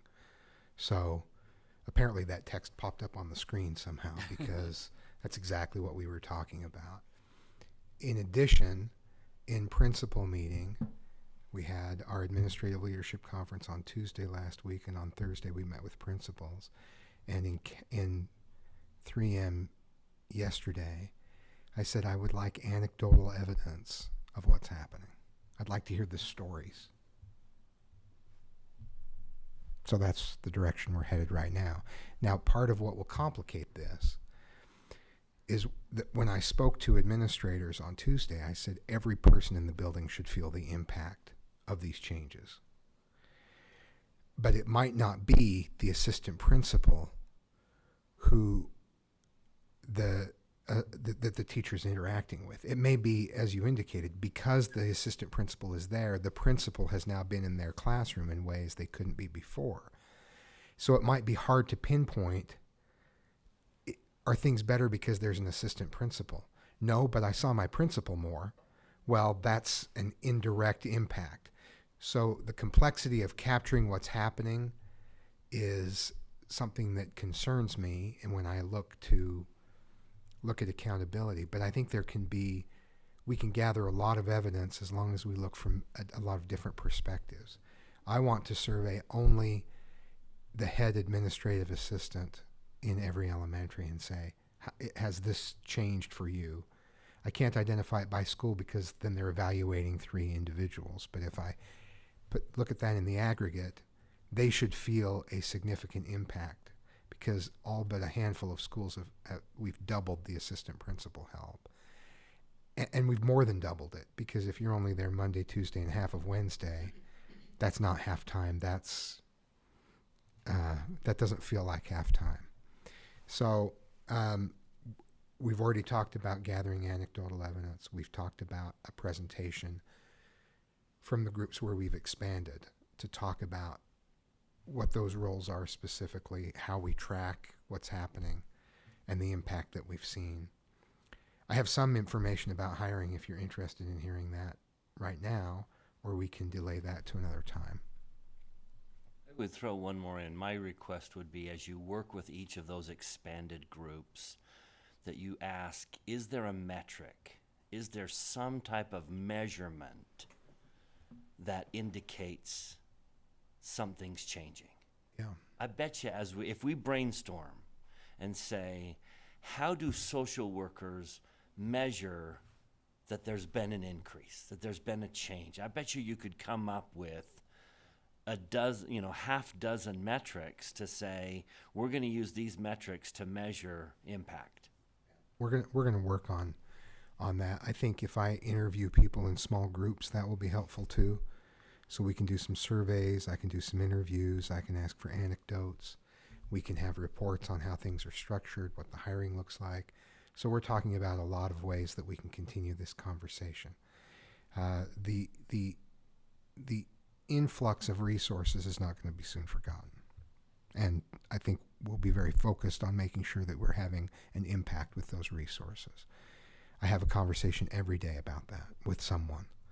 And part of the impact is going to be academic. It will be increased scores, especially at the elementary level, because we've put a significant amount of resources there. So we're putting resources into a system that was already gaining traction because of the efforts of every employee at the elementary level through our Walk to Read program. And we'll continue to go over those results, both as an administration and with the board, because that's another thing I've said to elementaries. This is how we create the space for you as the instructional leader to help move academic efforts forward.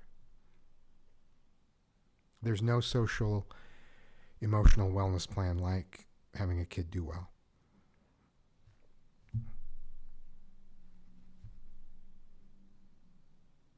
You know, you learn to read, you feel pretty good about yourself. So, or learn to read better. So, those efforts are already working, and this is an influx into a system that already showed promise. And I think we can capture the impact, but I just don't want to overestimate how much causality we can find there. But it's also, tweaks to a new way of doing things. To your question, Jen, we have specialists that were included in the plan for increasing counselors, because we knew if we just increased the number of counselors and didn't have the proper support at the district level, then you're alone in an elementary school trying to pave a new path, and your chance for success is a lot lower. So we have expert specialists that have been hired to work with Stacy Worthen to provide a level of support for those counselors we have in place at the elementary level, and then to be dispatched to those schools where we haven't been able to hire anyone yet to say, hey, I've got a 6th grade bullying problem. Can I have a counselor come out and meet with our 6th grade classes and talk us through this? Because we've seen that have great results in the past, as I've described in this meeting before. So I think we have a structure paving a path, and I believe one of those individuals was previously an elementary counselor in our district, if I'm not mistaken. So there's a lot of support to be sure that newly hired people are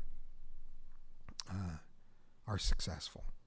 And we've also been I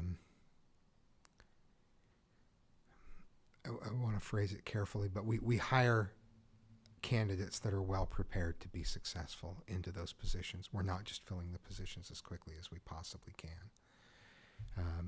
So in a future meeting, I can report on where the staffing is, but I'm the energy and excitement around these resources is palpable wherever I go. And I think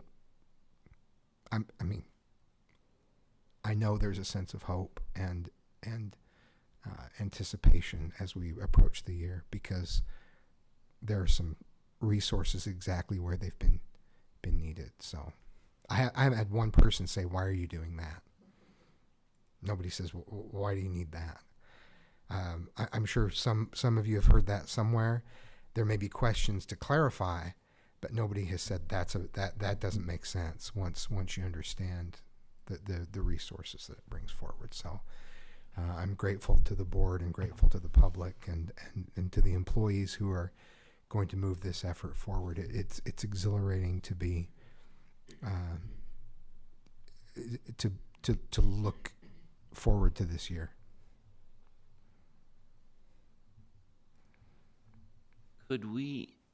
We've maintained a website on financial facts. Could we have an ongoing website, something like what is the tax increase doing? What difference is the tax increase making? That we just continually roll that out, just like we did in preparation. I wonder if we put a lot of effort in preparation for a tax increase. I wonder if we made that same effort now in reverse to say, here's the difference it's making. Yeah. And as those things come up, it's a supercast idea, or it's let's throw that on the website. That's quantifiable data that we could put on the website. Or that's an anecdote that we could put on the website that says to everyone, this is what your tax increase is doing. Every time I've asked for a story, I've said, hey, think about your stories. Think about what's happening so I can convey the impact. Someone has said, oh, I have one right now. So there's lots to share, and I like that idea. And I also have planned podcasts about, like a podcast with an elementary assistant principal who's new to the job. What do you do day to day? How do you help? A podcast on the difference between social workers and counselors and psychologists. Right, exactly. Or if I have a podcast with each of them. So over time, I think those conversations it's important to gather the data in the aggregate, but I think the stories, as Mr. Young indicated, are what will really speak to people and help, because it's on an individual basis that the change happens.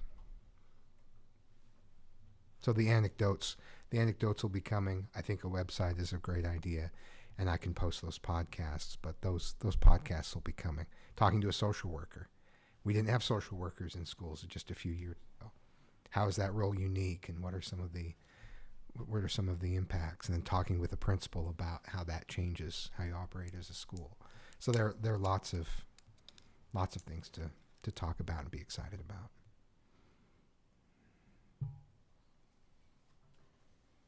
Okay, anything else, or should we start making assignments?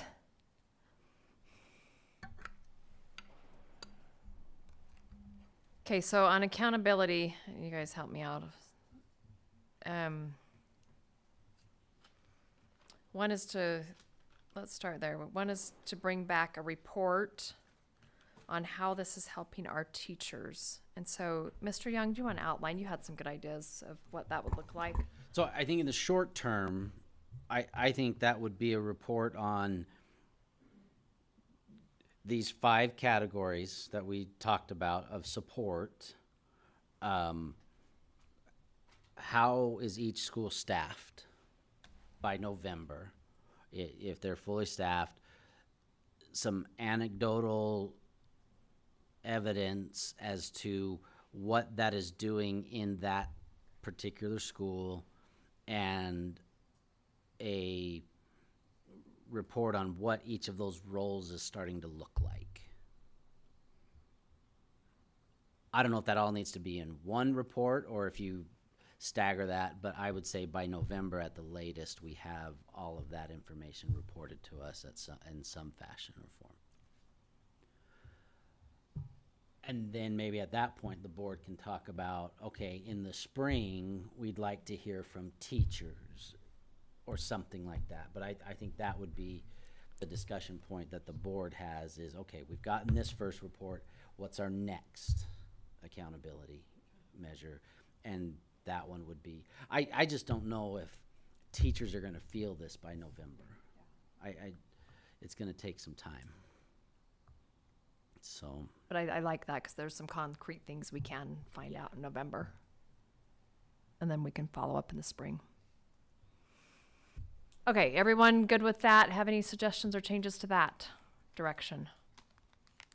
I just got a text from a constituent who said how much it would mean to her to hear directly from.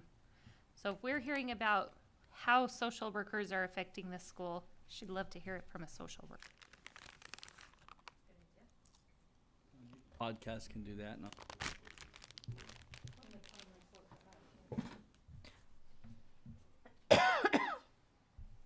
Okay, so state the whole proposal. All right. Do we need motions on this to direct the superintendent?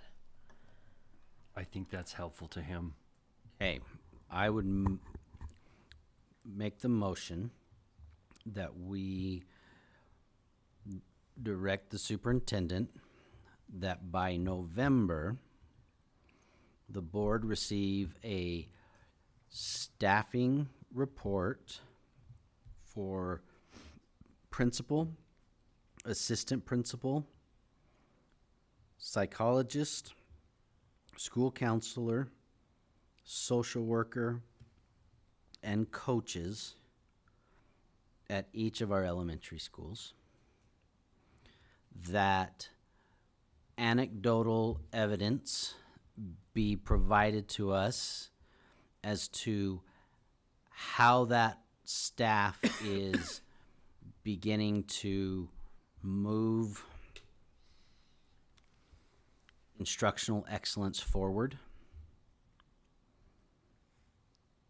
And I just forgot the, give me a second. Shoot. Oh, and a report on the different roles that are being performed by those individuals, or functions that each of those roles is providing. Okay, good. Any questions from you before we vote on that, Dr. Godfrey? No, thank you. Okay. Any other discussions? I'm not going to restate the motion, but we have one by Mr. Young and a second by Ms. Atwood. All in favor, please say yes. Yes. Yes. Anyone opposed? Okay. That was one. One was a report or maybe a presentation of counselors, psychologists, and social workers, and what their roles are. Is that something we're interested in having in a board meeting? We've talked about a supercast.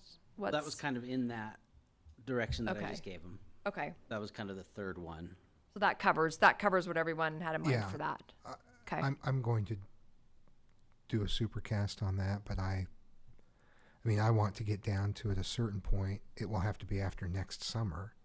I'd like some elementary administrative assistants to come and tell you how the extra 5 days helped them, because that was part of the plan. It was the least expensive part, but I still want to have them come in next fall and say, these are the things I was able to do that I wasn't able to do in previous summers, and how responsive I was able to be to families and that sort of thing. So I think those three in particular, I would like to have here, but over time, I want to be sure that all of those positions are able to report. And just for those listening, we talked about coaches. Coaches weren't a part of this.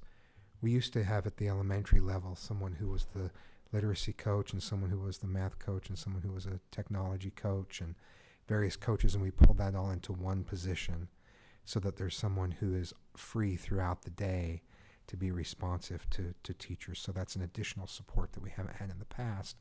But we created that by using some funds from the state, using some district funds, and combining some existing responsibilities.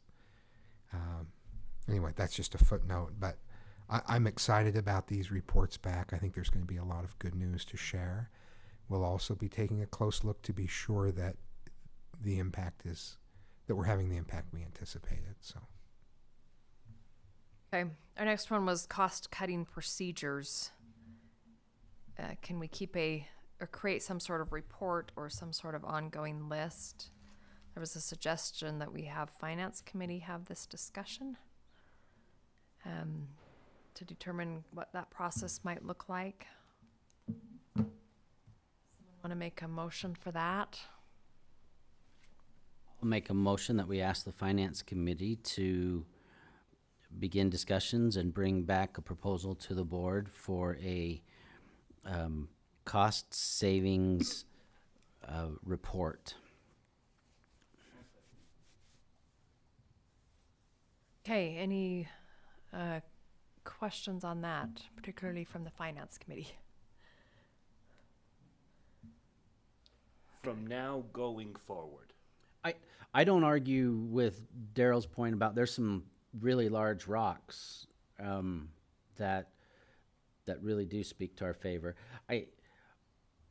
The smaller those rocks, the harder they are to find, and so I'm not restricting it to going forward. If there's some, for another metaphor, if there's some low-hanging fruit, yeah, by all means. So I don't know, but yeah, that's kind of where I'm coming with that.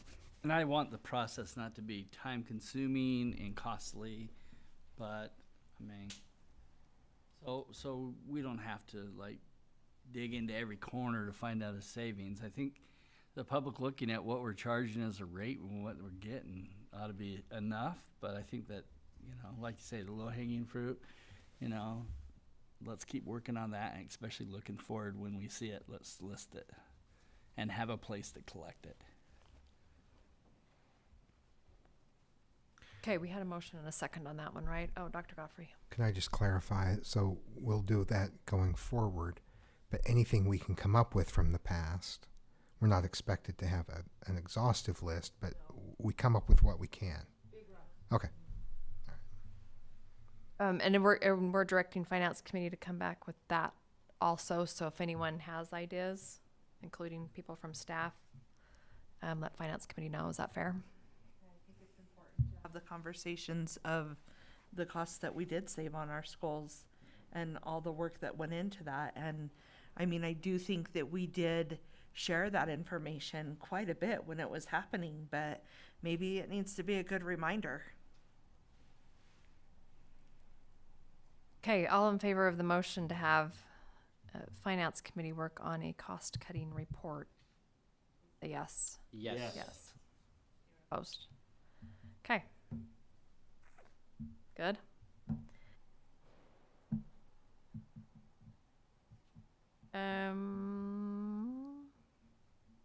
Oh, I would, so about the process, about timing for when we want to discuss new things we might want to invest in, and then also, you know, how we can have more open discussions.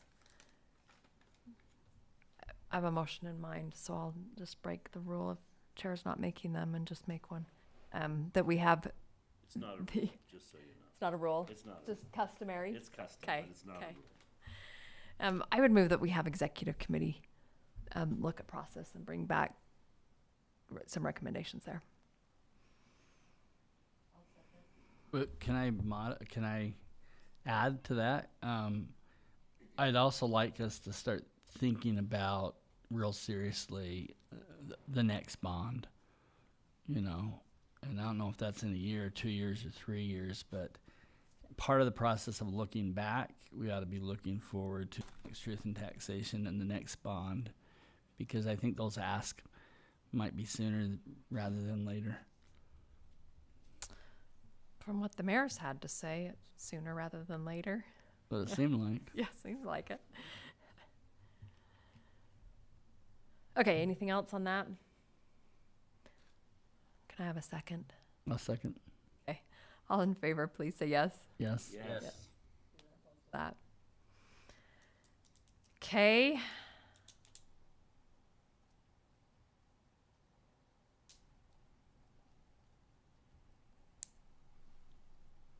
Can I Um, assume, we've got to improve our negotiation process. That dragged on so long. That's good. That's got to be part of that discussion. Yeah. Let's If anyone's opposed to that, let us know, but that's got to be part of that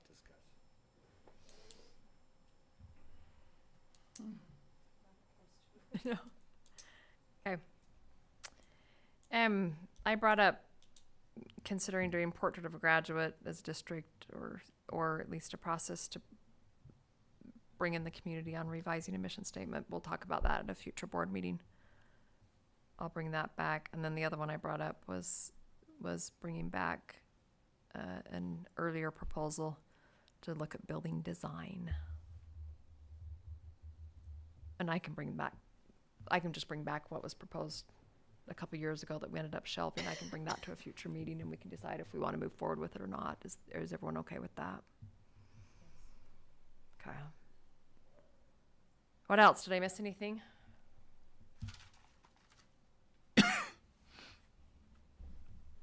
Hey.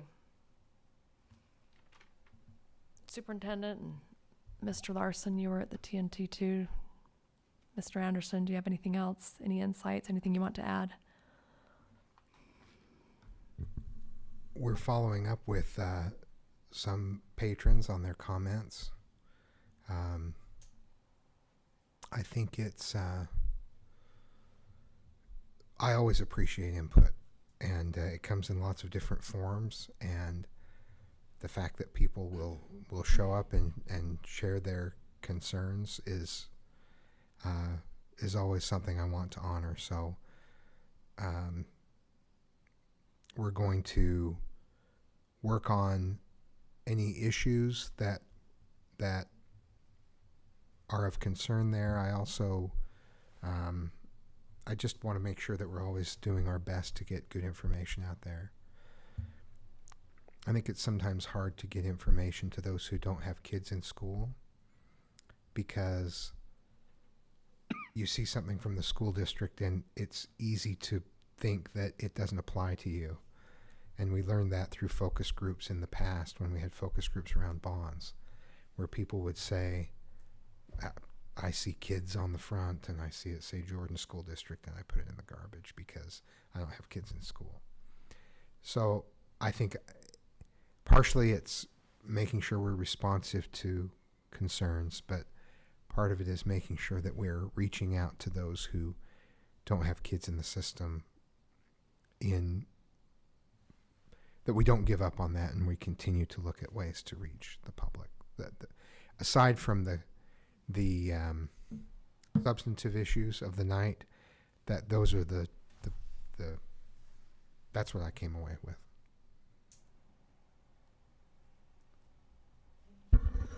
I think for me, I had a unique perspective and a unique view from the top there looking down, and I also had an opportunity to interact with several patrons, a few of whom were my neighbors, and I just came away with an immense feeling of gratitude for each and every one of you for just for putting students first and for putting up with a lot of inaccurate and unkind and slurs and some slander and some. Could I loosen the noose around my neck?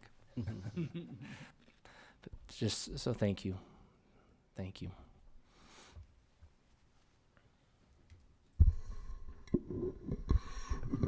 Ditto for that. One of the thoughts I have is that a lot of people don't understand how the property taxes really are subsidizing the state funding, and I would like to try to find a way. I know under the accounting rules I have to list property taxes as a local revenue and state money as a state revenue. So I can't change the official reports, but I would love to find a way to do something that's local on behalf of the state revenue. Because where a lot of the benefit is going is not, of those increases, not here, it's to the state level. And it's a beautiful system that's been set up on behalf of the state. Blame other people. Make To- look bad and to- then look good. Money in to- someone else's name. Yeah, to force you guys to raise taxes on behalf of the state. So I want to, in the spirit of trying to help people understand, I want to see if there's some way I can do that and come up with some sort of a 3-layer approach to that, so that people can see this is what the board does and this is what really goes against state funding. And then this is the state funding, straight state funding. I also heard from a number of people about your closing statements, and every single closing statement to me demonstrated a genuine caring for students and respect for taxpayers, a really balanced blend. And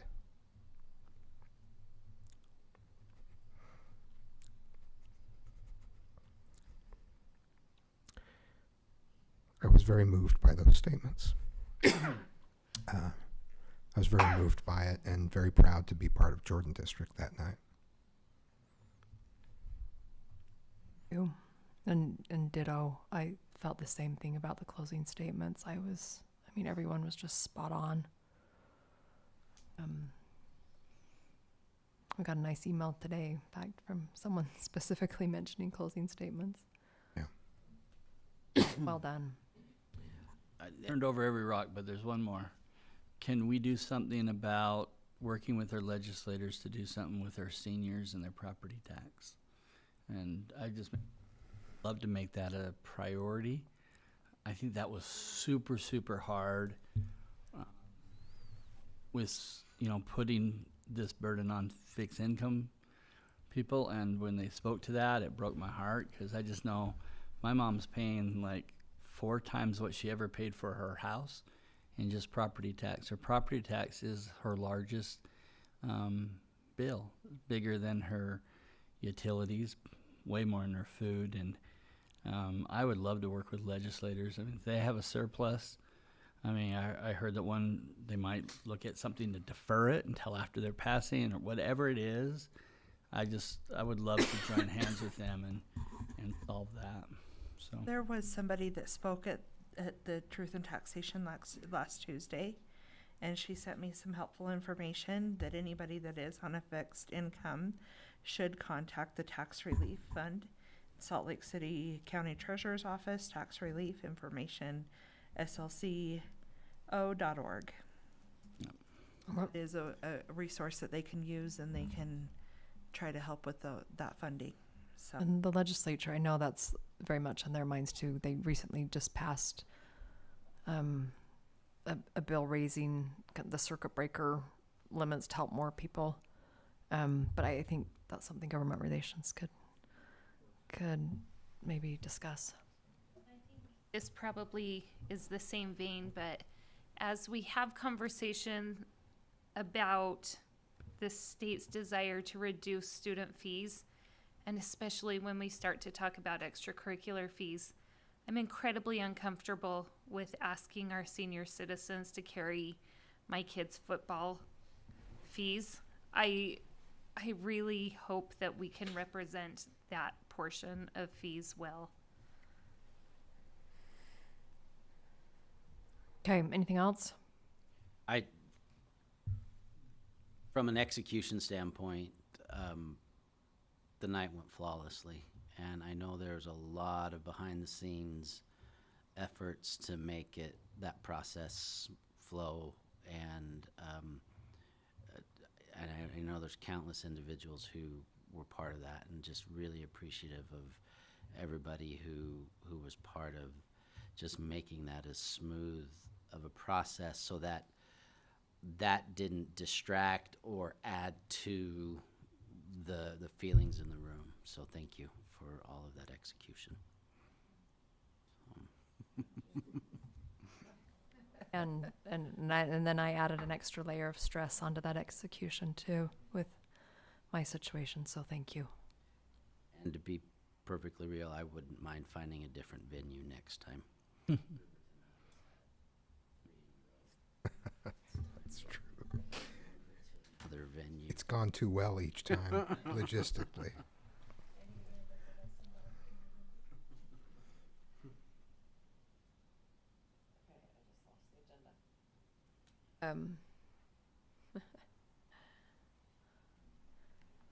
Okay, next up is revisions to administrative policy D200 philosophy of instruction. We met again as a committee, discussed some of the changes, and there were only a few very minor changes that we made to this latest version. This is posted to the public now. The official draft is now out and public, and that is on board docs. We had another lengthy discussion on, are we doing the right thing to combine AA 410 and D200? Another lengthy discussion on that, and decided that yes, this is still the direction that we feel is best to go. Mr. Dunford did have a good suggestion though on AA 410. Do you want to give him a preview of that? I want to make sure to the public that that they know that this is not something we've deleted, but we feel like, A, it's impossible to define what is controversial, and B, why impose separate standards on those discussions? Why not just simply impose those standards on all discussion? So we broaden the net. So that's what we've done. We've moved the essence of AA 410 to D200, but I didn't want to just remove AA 410. So I proposed that we put in the board directive of AA 410 an explanation as to what we've done and where that policy can now be found. So what you'll find on board docs is a draft of the new AA 410 that simply contains a board directive pointing them to D200 and why we did that. And then over time, anyone who knows that AA 410 is their landmark, and they go there and it points them to D200, over time, when that group now goes to D200, we could then change AA 410. We don't want anyone to think that we've eliminated our controversial subjects policy. What we've done is we've put the same safeguards governing all discussions so that all discussions are held to that same standard. And that parents can say, this is where that teacher violated the discussion. This is what should not have happened. I would propose changing discussion to instruction, because all discussion is probably overly broad, because there is student instruction discussion that we don't mean to include in this. That's good, because the title is Philosophy of Instruction. That's a great catch.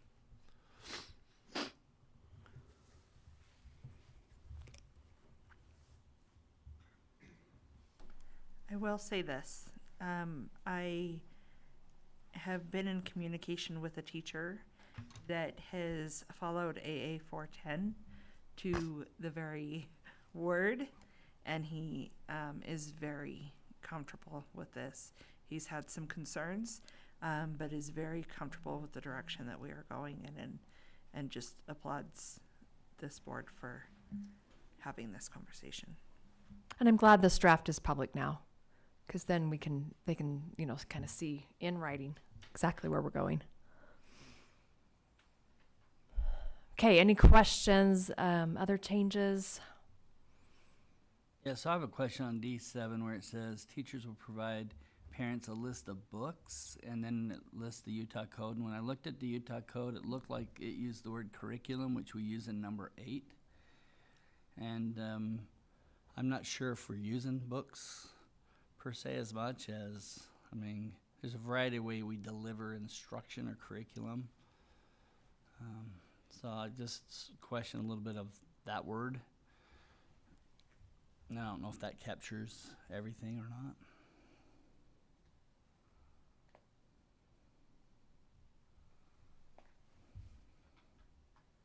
Let's go back to the literature discussion. Was that a place where literature was used? And we asked you to clarify literature, and Right. that's the circle back. Right.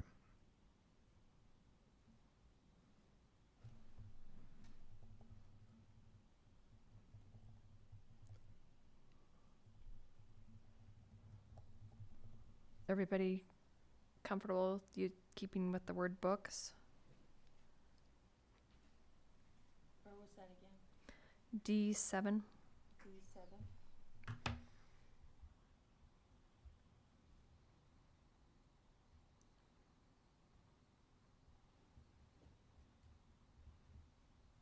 Yeah, maybe I'm just missing something, but where we're referring to, I just don't see anywhere where it says books. Oh, in the code. Well, we can look into that.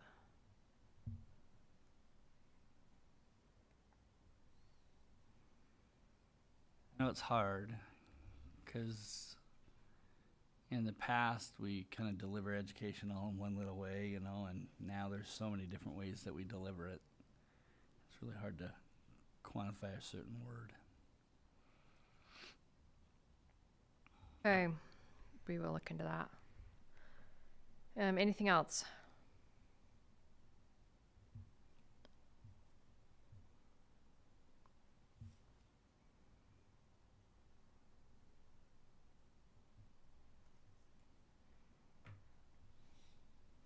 Okay, let's talk process on this one then.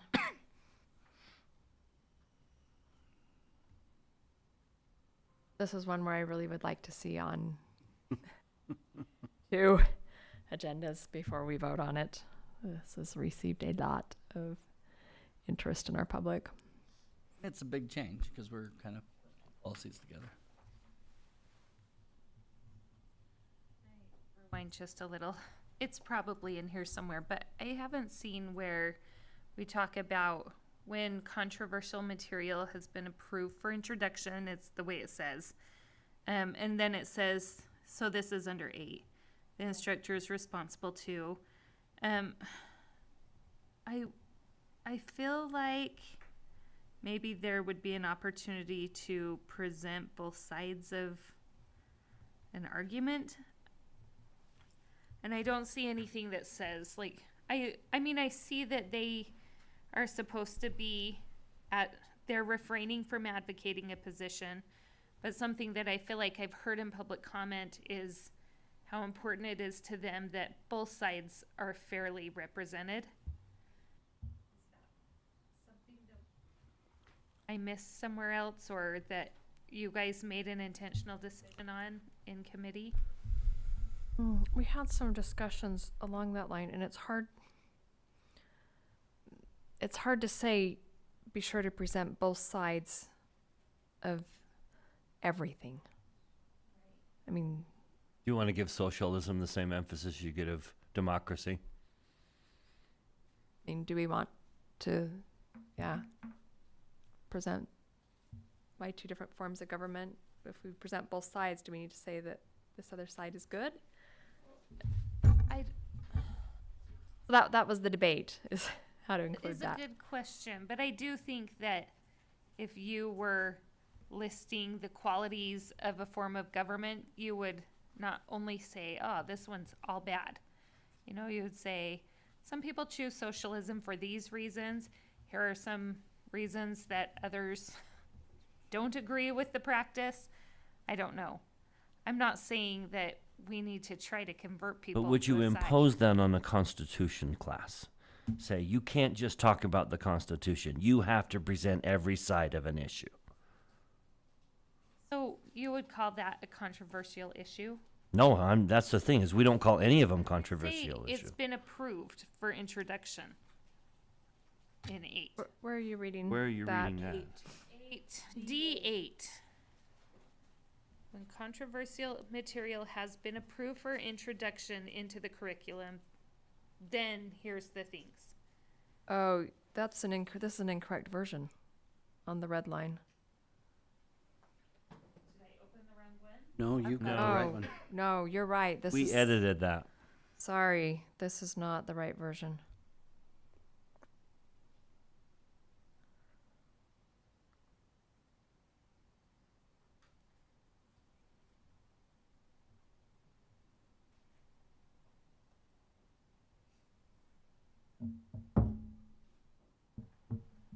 It's incorrect on the public posting also.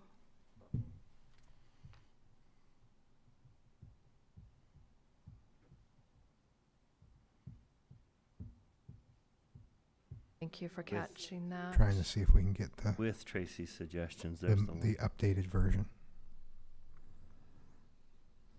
Yeah. Your letter to Tracy, D9 is incorrect. Roxanne is out tomorrow, but I will correct it in the morning and verify the new version with you. And I have the latest version and it's not in there.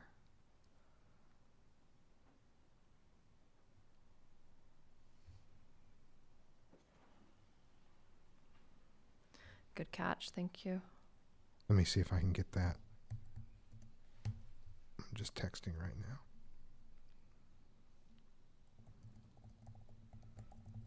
Let me get that version pulled off of board docs and the correct one on. I'm just a second, I'll pull it up and let you know.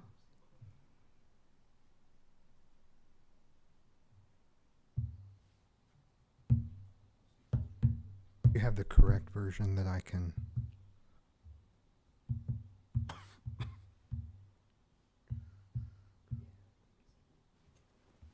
Yeah.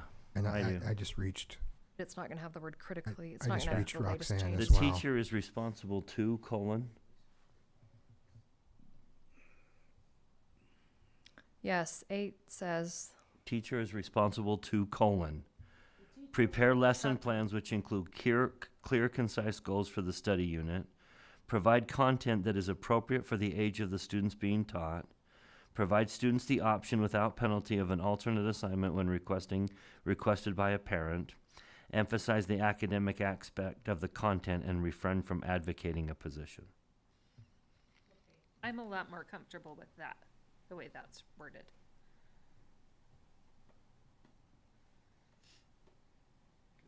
Tracy, if you have that right version, just make sure we've got the same one. Would you just forward it to me and I'll make sure it gets posted right now?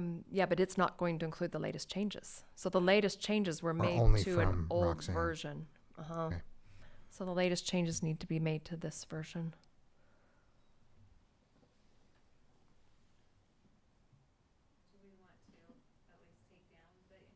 Yes. Yeah, she's working on that.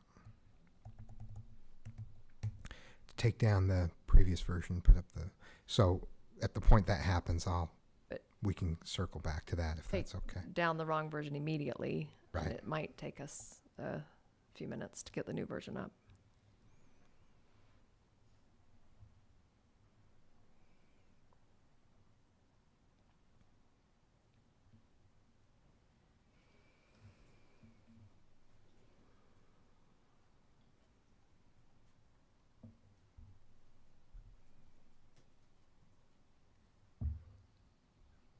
Did you work with Roxanne to produce that version? 'Cause it's in yellow. You didn't make these changes, she did, right? Right.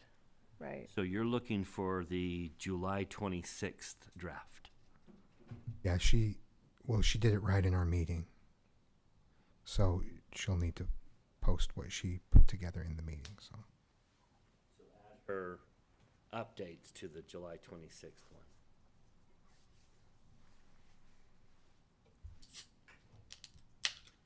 Sorry, Nikki, I was in my head responding to the updated version and you were talking about the older one. Fair enough, it's no problem. Thank you guys for being so on it and catching that earlier. Well, thank you for catching this. Should be posted shortly. The other one's been taken down. The correct one should be posted shortly. With that last update, Yes, with the update from our meeting yesterday. the gray.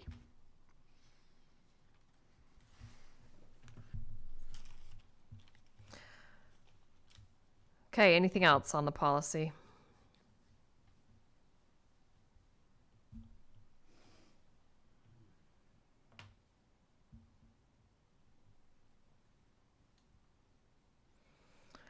Okay, let's go back to process then. You know what my preference is. Articulate it, please. What is your preference? It is to have, to place this on our next business meeting agenda, to review in the big meeting, take public comment, but not vote on it until the September business meeting. Sure, that's a motion. I'll second it for sure then. Okay, discussion to that. Does this warrant a step further? Does this warrant an open house, separate and apart from?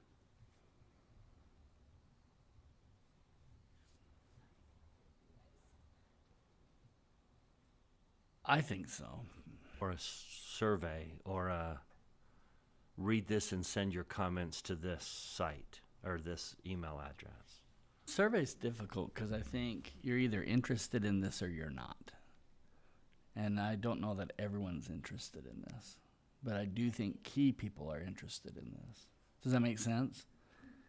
I think that goes along with every scenario in which we could do email, town hall, public comment. I think this could lend itself well to a town hall open house type form where there can be some back and forth. It also has the potential to be a powder keg. I don't know what it has the potential to be a back and forth dialogue where ultimately, while some people may disagree with the direction the board's heading, there's an understanding, or it could end up being a powder keg.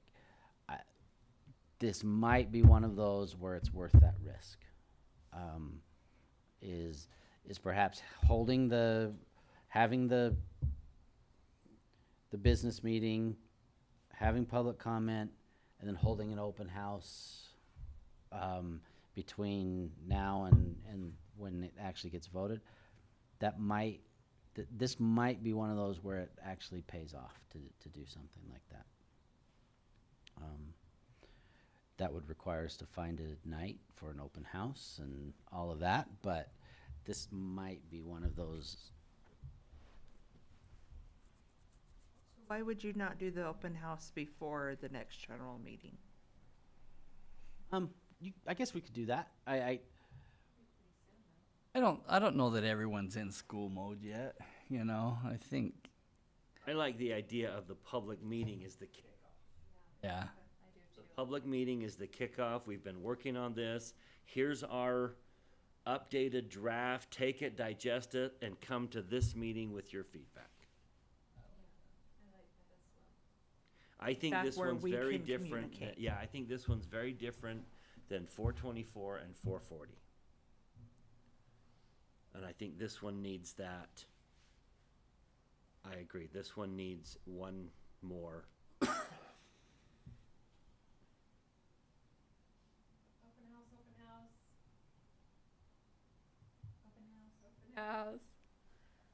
I'm for open house, but I'm all for open house on all three.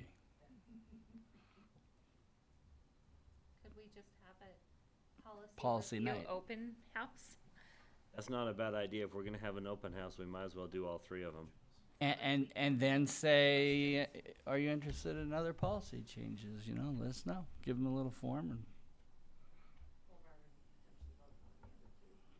Unless we change how we're doing it. Of course, people who are satisfied won't come Yes. to provide their feedback. And nobody might come. We've had many open houses where nobody came, but at least we gave them the opportunity. Would you double check that? See if it's right. Bryce? All right, so everyone's in favor of holding an open house? While I check this policy over, Marilyn, do you want to lead a discussion on calendars and see if there's a date that works for everybody? Do you want it before the next open meeting or after, between the two?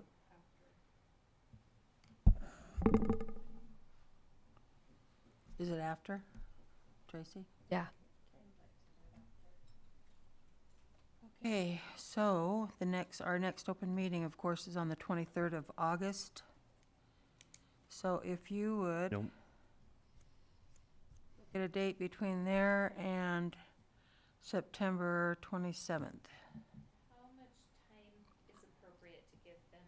2 hours at the most, I think. Sorry, I mean, in order to schedule the meeting into their, like, I was gonna say the 30th, and then I thought, oh, that gives them 7 days to. I like the 30th. Put it out now. That's true. Yeah, we could put it out now. How is the 30th for everybody? Tuesday, the 30th. Works for me. How about Matt, Bryce? I don't foresee it being a problem. What day of the week is that? It's a Tuesday. It's the Tuesday between our two board meetings. Would we meet here? I'm still getting the I'm old. still getting the wrong one. I am too. I've refreshed 3 times and I'm still getting the same one. Jan, are you okay with that one? August 30th? We'll take it down, we'll fix it. Confirm on a time. Yeah, go ahead and. Do we have a sense where if there's a geographic location where more people who feel strongly about this are? Can we make it closer to that group, or do you think it's spread out throughout the district? Do you have a feeling on geographic location? My neighborhood, probably. Okay. I will tell you, I would my say guess, this is but- the Tend to- geographic locate, like. we tend to do a more east side, like maybe Mountain Creek, or I mean, What about, know. why not here? or here. Why yeah. not here?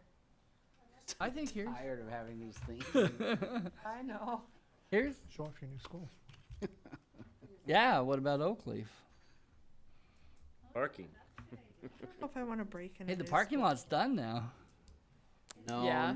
Yeah. People would complain about it not being able to find it, and it'd be, More of a reason to use it. I mean, I'm just kidding. The media center at Bingham High School. Just kidding. Do it at Elk Ridge. If you do it at Elk Ridge, it's right off of Bangerter. It's pretty centrally located. Well, and they do have an auditorium, that's good. we just have to make sure it's available, but yeah. I, Probably more towards the media center. I would say more of a media center because then you can walk You want around and have interchange? conversations. In an auditorium, it feels like it's Talking to us. We're talking to you. Yeah. talk back to them, but it just feels like it's more of a one person on one person having the conversation. I think this room would be probably the best.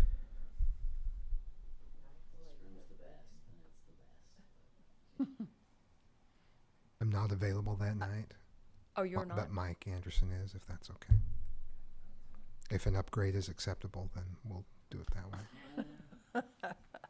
Okay, we'll determine the location. Will it be a Dr. Anderson by then? Okay, so is everybody okay with August 30th, Tuesday? September. What time? Oh, August, sorry. What month are we in? We're in August. What time? 6 to 8, 5 to 7, 6:30 to 8:30? Five, because then I agree. I just threw it out there just in case. when did we do the dress code one? Does anyone remember? If I recall, it was 6 to to 8. 6 to 7:30 or 6 to 8. It was in that time frame. After LEAC, wasn't it? So it must have been around 6:30. Yeah. I think 6 to 8's good. Are we going to do it here or not? We'll figure out a 6 location. to no one's talking. 6 to And- 8 or no one talks. We reserve the right to end early. Might be 6 to 6:15. So Maybe we I'm say still 7:30. unclear Because where if we people land. come at the end expecting us to be there, we need to be there. Okay, let's do 7:30. I wouldn't give a closing time. Yeah. It's 7:30. So we need a closing I'm time. unclear where we landed on location. We have not. We'll, Have a lot. we'll Okay. select a location. We need to look at availability and stuff like that. So 6 to 8. That's what 6 to 7:30. 6 to We'll do 6 to 7:30. 7:30. should we just look into a couple different locations? And Yeah. So, We need to give a closing time. I think yeah. people will probably drop in, so It's kind of like a view. not to drop in. Yeah. If people know there's a closing time, they'll get there by that time. Okay. We good with this one? We've done E and F. So were we gonna then present all the policies there? Or what, we talked about it briefly, but I think the plan will be just to have it around D200. Because we potentially will have voted on the other two, but that could change. Yeah, so if someone makes a motion to table one of the other two, And take them then to they a could move that motion to add them to the open house.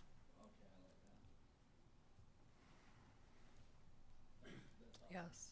And I think that's good. We'll be able to gauge interest between now and then. Okay, let's move on to G, review of administrative policy AA 443, student clubs. President, Yes. there was a motion and a second on, so could, so that motion and second just hasn't been resolved, so Thank you. Please tell me what that motion was. you made To hold an open house. Is that my motion It's you're COVID referring brain. to? Yes. Oh, my motion was to have it on the agenda of 2 meetings. Hand it out. And now that motion has been amended to add an open house in between. Gerald seconded it. Did you still, so, I still second it. okay. Okay. yeah, so a couple options, you can just pull back on the motion, you can call for a vote on the motion, you can amend the motion, but we just had this hanging motion out there, so. hanging motions. Okay, so we have an emotion, we have an amendment by Mr. Young, and a second to that amendment by Mr. Robinson. I move that we leave the motion hanging. No. I'll second it. No. With that one.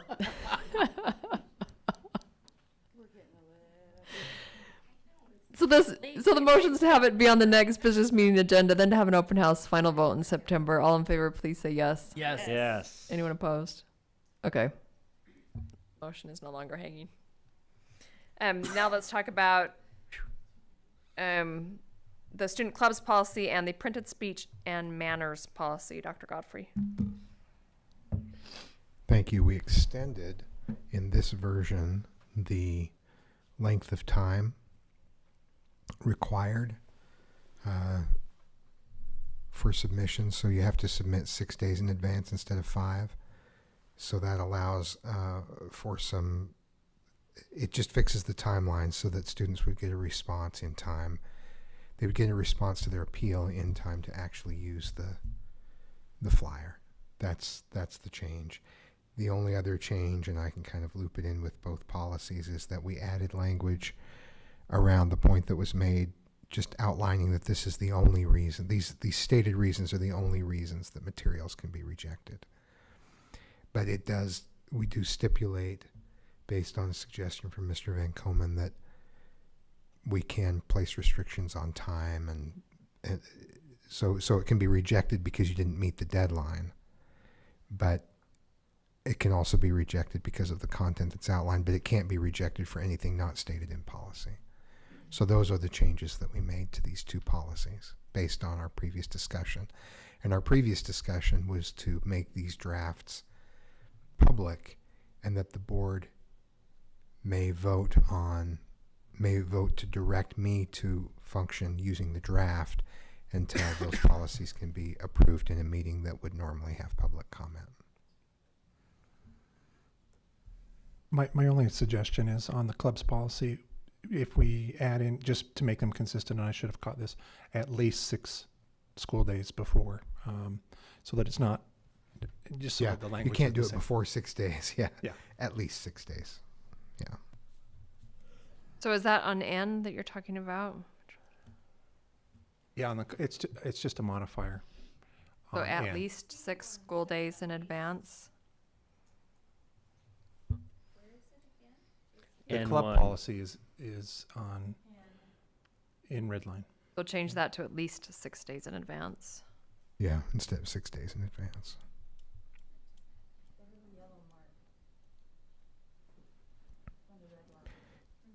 It's on the club policy, Oh, am I on the wrong one?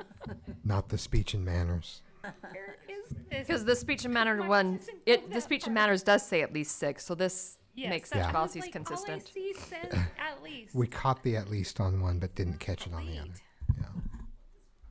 Yeah. What this means is that the appeal can result in a student being able to use the flyer. And it also clarifies that as long as you meet the requirements of these policies, your flyer will be approved. Those are the 2 clarifications from last time.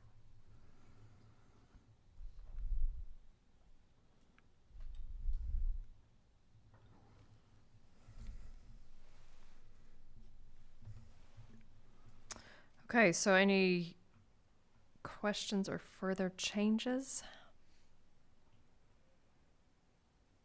And then if not, like Dr. Godfrey mentioned, our intent was to have a motion to direct the superintendent to distribute the policy to principals, provide training on it, and then our vote will be at the next meeting.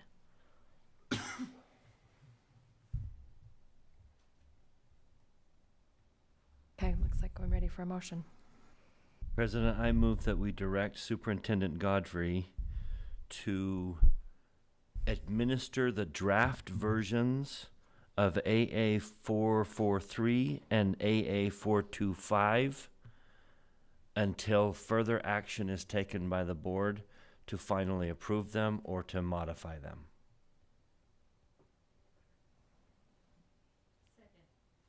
Okay. Motion by Mr. Dunford, second by Ms. George, to direct the superintendent to administer the draft version of policy AA 443 and policy AA 425 until the board is able to make a final vote or changes. I say that because that grants us the right to continue to make changes, which would then nullify his draft version. Any discussion to that motion? Any questions on that, Dr. Godfrey? No. Okay, all in favor, please say yes. Yes. Anyone opposed? Okay, that passes unanimously. Thank you.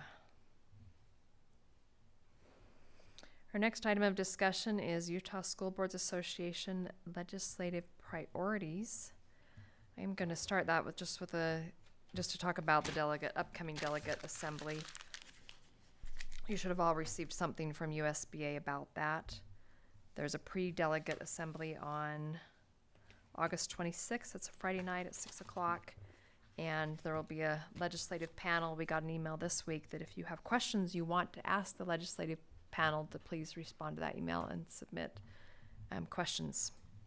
So I invite you to all consider doing that. And then the delegate assembly is Saturday morning, the 27th.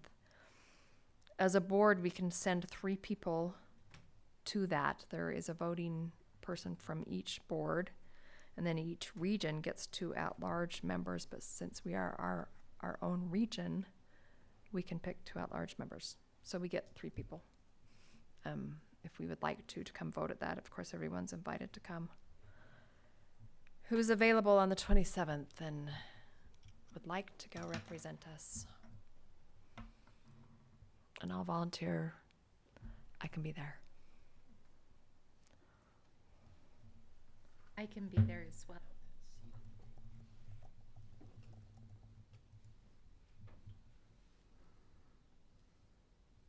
Anyone else?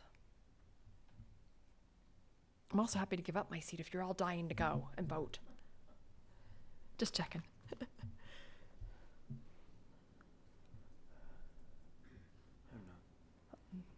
I will say 2 is as many as we've ever had. I don't think we've ever had 3 votes at it. Did we have 3 last year? Oh, maybe we had 3 last year. Can't remember. I usually do the no-goes, but Well, it used to always fall on the same day as the Bluffdale Parade. if you want 3, I can go. But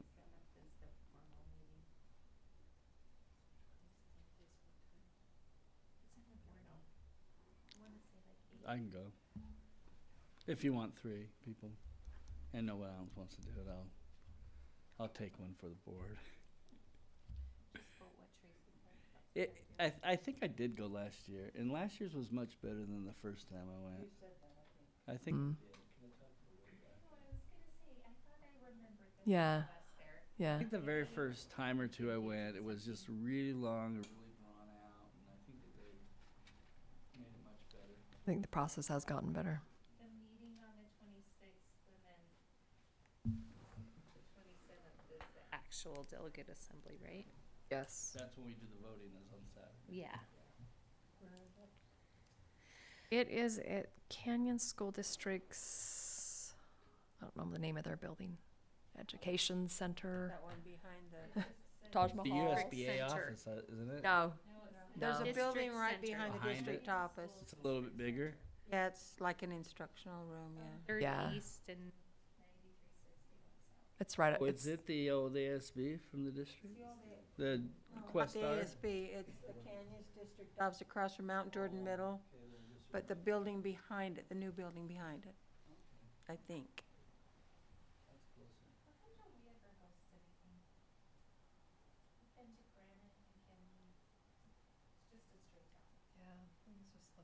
easy access on off the freeway. Pretty far from Harriman. I might have to.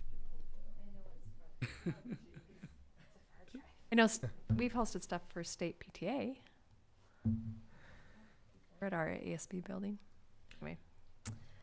Okay, let's have a discussion now on the priorities, because that is one thing that we will need to vote on.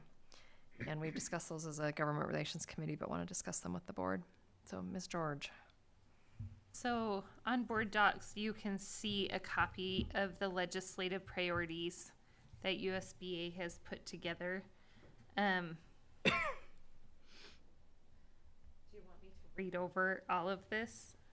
I feel like everybody's probably. Yeah, and everyone received them in the mail a while back, so hopefully everyone's had a chance. So we would love to hear your feedback and ideas. We have some, if.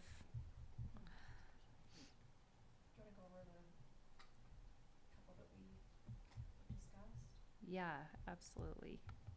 Just pull up a different screen.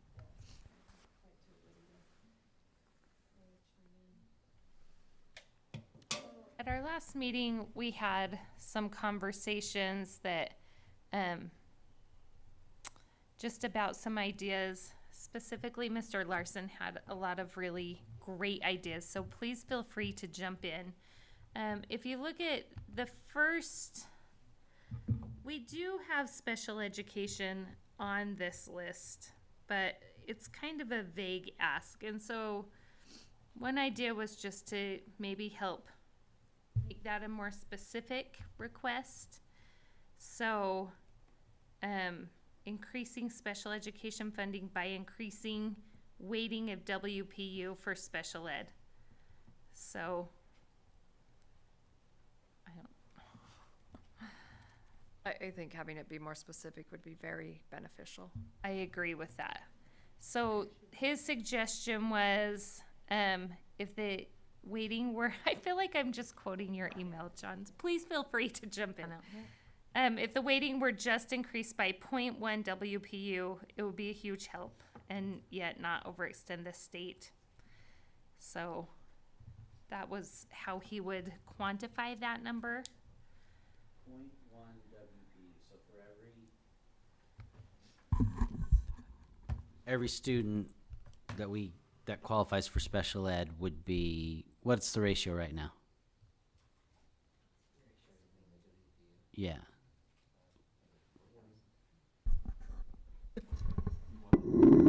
Yes, I did. Loved that, didn't you? That made Been waiting for a that long moment for day. 3 years.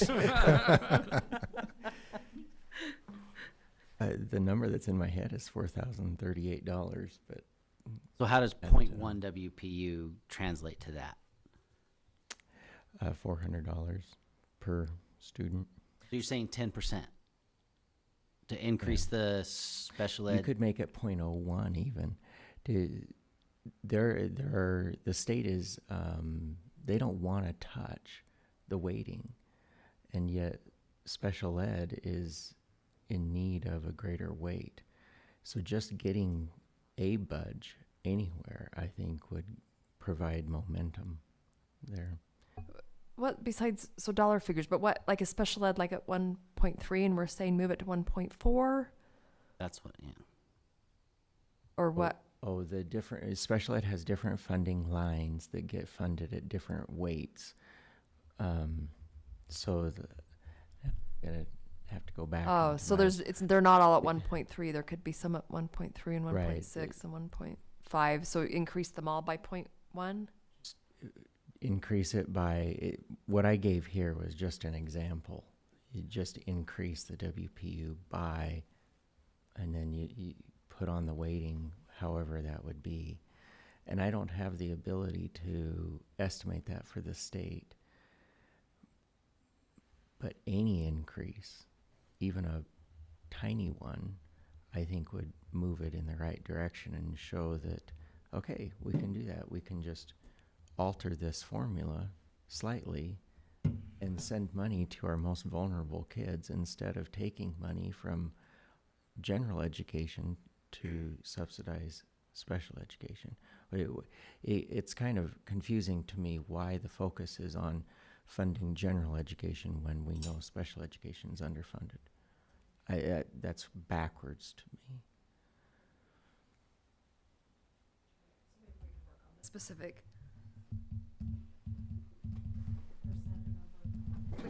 We also talked about moving it up. So under student supports, that's the first bullet point.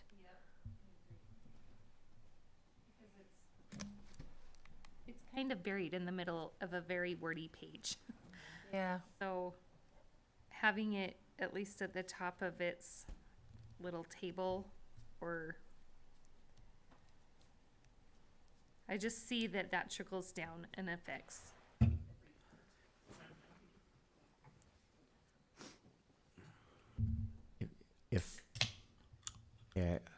you really do have to say, John, we got to move on. But because these are some areas that I get excited about. But what the state has done with transportation funding, I think, is a very good model of finding an area that we know, everybody knows, is underfunded, and yet it's a mandate.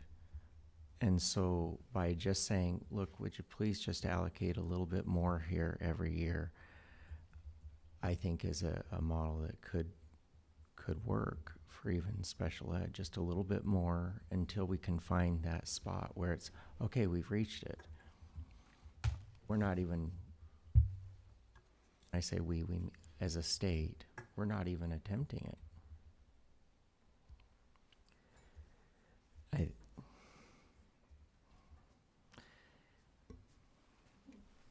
Okay, is everyone in agreement of moving it up and trying to quantify it better? Good luck making that motion. Fun. I love to make motions at those meetings. Perfect, you're hired. Well, and is it wise to maybe talk to other board members throughout the state before and get their input and support? I mean, if we really want to move it. Supports where it says fund all-day kindergarten at a full WPU that will allow LEAs to expand opportunities. Do they understand the impact on buildings? Yes, in fact, this was actually a good solution to that because previously they just wanted to require everyone to have full day kindergarten. But this changes it to funding it so we can still choose whether or not to have it, but there's a good funding incentive to have it now. We can implement it at our own pace. I think one thing that might be helpful to note is when we wrote these legislative priorities last year, we said these would be a 2-year list of priorities. Or they said 3. Oh, pardon me.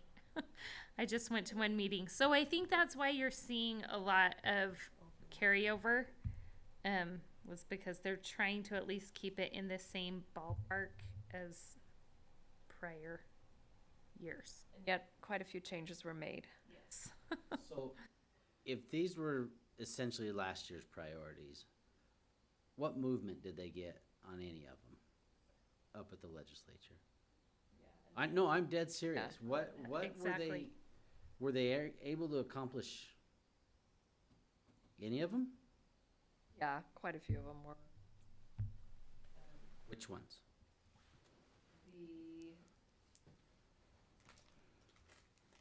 I think they've continued to increase the transportation and the mass, and then there was economic stabilization funds cost. There were some more mental health bills, full day kindergarten. Nothing happened on that, if I remember right. I thought we got some funding though. Some movement there, but Oh, not, that's not right. nearly what they wanted. That's right. It wasn't the full extent, but there was some movement on full day kindergarten. But there's several new ones, like the legislative salary adjustment. That's new. Educator directed days. That's new. Well, it's something the legislature passed, and then this is a new on it. This retired educators, that was there last year or not? So,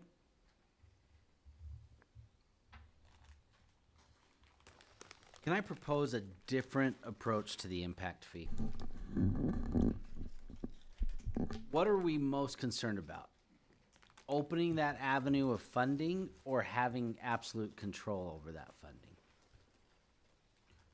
I know where you're going. It's a good question. I mean, if we were to propose a state level building fund that was funded by impact fees of districts that opted in, that the state legislature could then impose whatever kind of building constraints they want to, I don't know, would there be any appetite for that Or is this more about local control? Or do you think there'd be an openness to a state level building fund funded by impact fees? I'll tell you where I stand, and I've studied this a lot.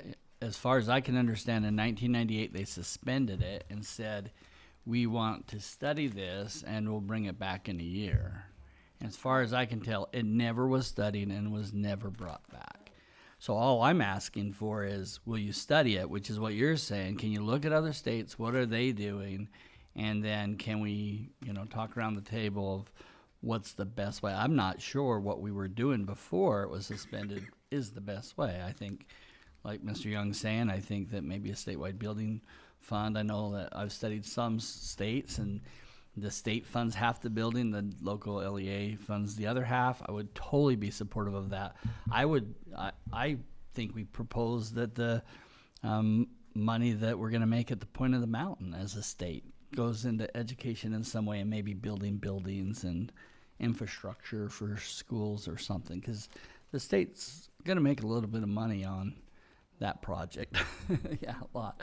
And it would be nice to get a piece of that pie for long term, And I'm not just looking out for Jordan here. I mean, we need it right now, but there's going to be other places. One day Grantsville will have 300 million people there, but, we'll see. But anyways, yeah, I want it studied. I just think if you keep going back with we'd like impact fees, it's just never, it's a non-starter. So unless you came with interesting proposals, and I know legislators would love to be able to claim they got control of building costs. And so if this is an avenue that allows them to do that, maybe there's more of an appetite for impact fees. I like it. So do we propose that when that topic comes up? Anything we can do to make that more likely to actually happen, I'd say yes. Even if it's The study. There's only 3 districts that are really gonna push it? And if we don't, no one will. I can think of more than 3 that are dealing with the problem, but Mostly the three big ones, yeah. well, I think you'd include Wasatch and Washington. But in any case, I mean, it's a big deal, and like I said, if it's thoroughly reviewed and studied, and we bring back proposals and look at it, and it stays the same, then I'm a lot better off than just not looking at it. They never did. I would even just say, I'd like to see the results of the study. Or resume the study. We don't even have to ask for impact fees yet, but we're held accountable to the state. We have to show the progress of our schools. I don't see why we can't ask the same here.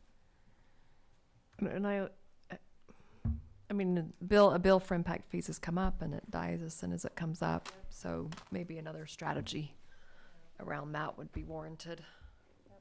Yeah, maybe you frame it as new growth funding, Oh, there you go.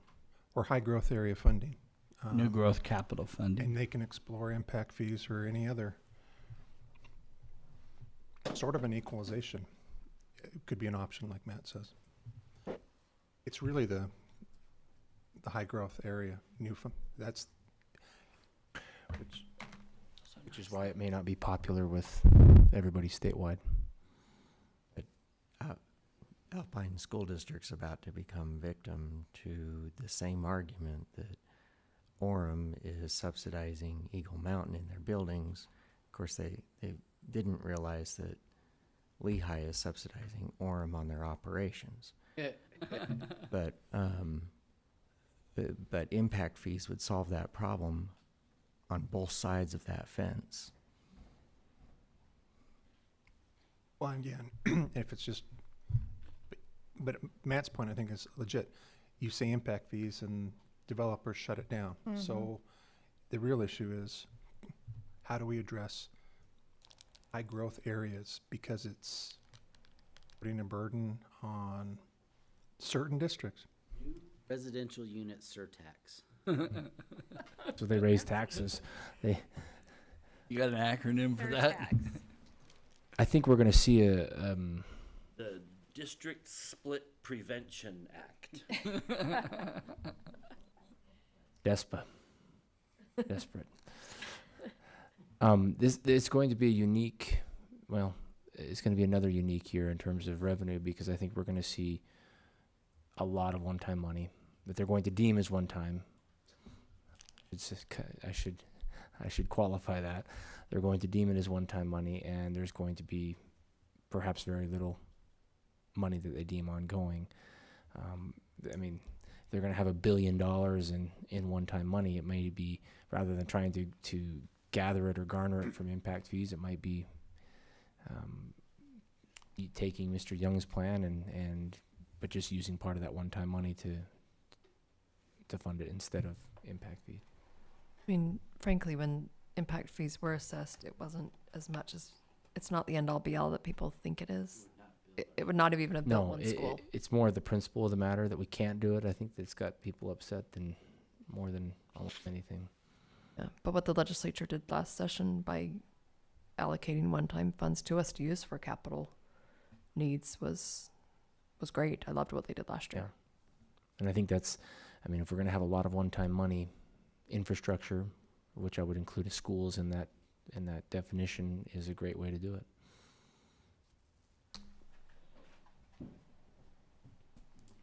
Okay, and that's a good one. What else?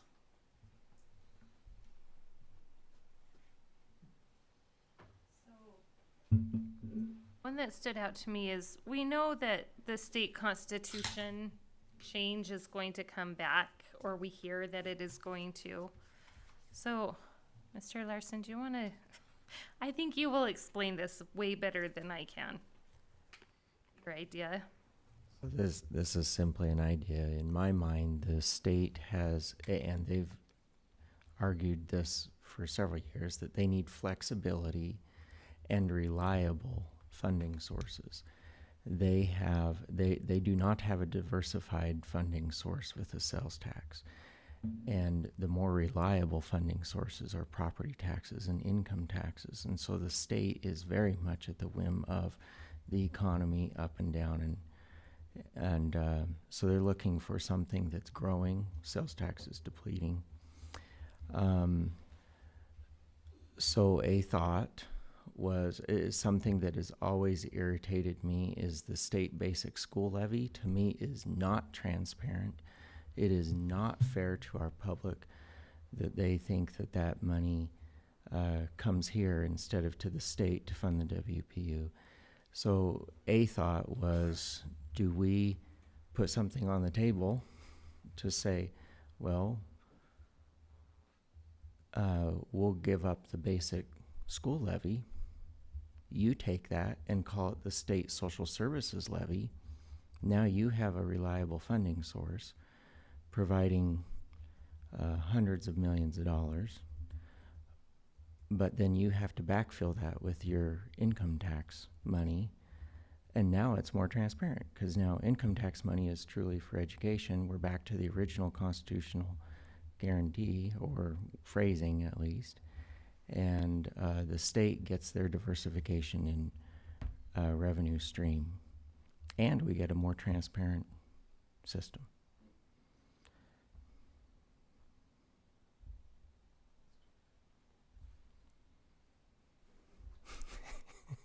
It's too clear. Way too much sense. The argument I've heard against this is, well, but the legislature doesn't have the power to do a property tax. And then I remind people that they seem to do it quite well every year with the basic levy and with the charter school levy that they also dictate. The only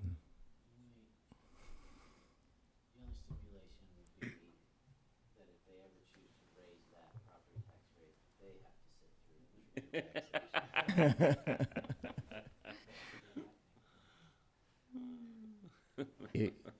Their answer to that would be, we do.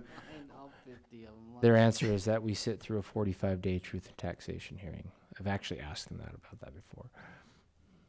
Really? And we sit through a 365 day Where nobody's allowed to talk back.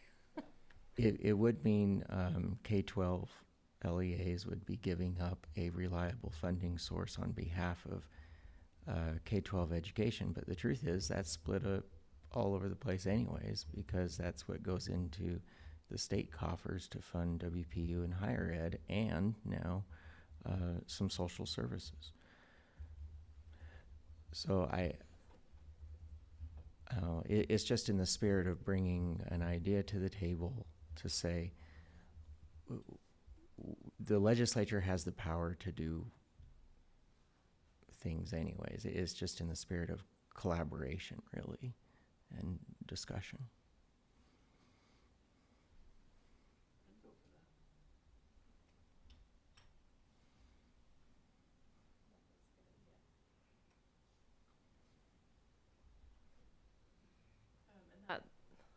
I'm trying to decide if that fits in here, if that fits in with negotiations, because with legislators on, you know, when they do whatever bill they bring forward or proposal they bring forward to do another constitutional amendment, if that's where it fits in with it. Right.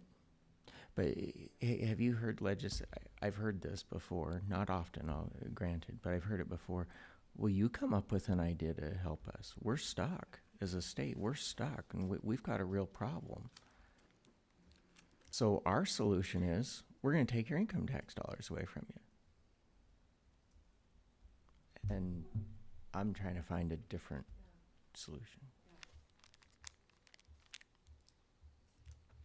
Thought.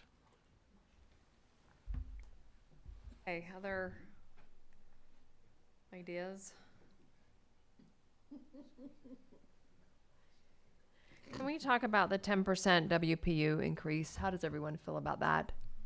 The WPU asked before the constitutional amendment. I mean, this changes things because we used to ask for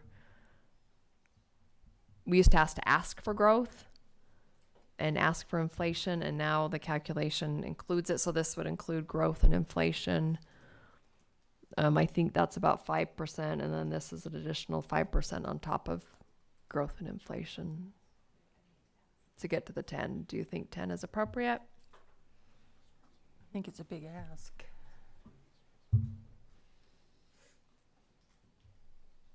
And what would you ask for? Have they ever funded 10%? No, not on the WPU. They will argue that they've funded an increase of 10% overall to education, but a 10% WPU increase along with the adjustment for inflation. I think This includes the adjustment, so it's 5% of that is the adjustment, and then another 5. no, that's a separate bullet, isn't it? Well, it's included in the first 10% that includes inflation to attract educators and support staff. I just think it'll be a really big turnoff to I the think legislature. if that's the first bullet legislators see, Yeah. Probably not looking at the they're going to rest. wonder if we're in touch with things. Exactly. I wondered about that too. What would you put it at? Not 10. They always fund 6.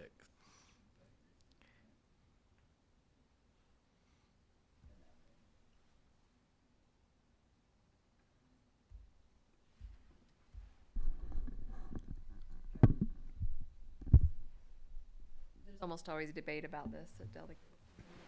Yeah, it's always a debate. Sounds like Do the you board ask would for- say lower. What you think you need or what you think you can get. Frankly, we're not the district to lead out on this after our tax. After our increase. TNT. We really aren't. Yeah. I would agree, yeah. Okay, anything else? I was just looking at the second bullet on student support. Increased supports for mental health needs for all students.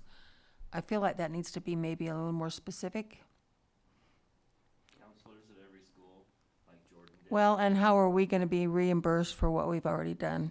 Right, and one of the things, I have had conversations with a couple legislators that have proposed ideas for not only mental health, but also school safety, and they're eyeing one-time money as a way to maybe improve school safety and with capital projects and so forth. And I just pled with them to say, don't punish districts that are leading out in this category of beefing up school safety and security by making this a one-size approach to this. Make it flexible so that those school districts that have already done this are not punished and don't have access to capital funding for school improvements.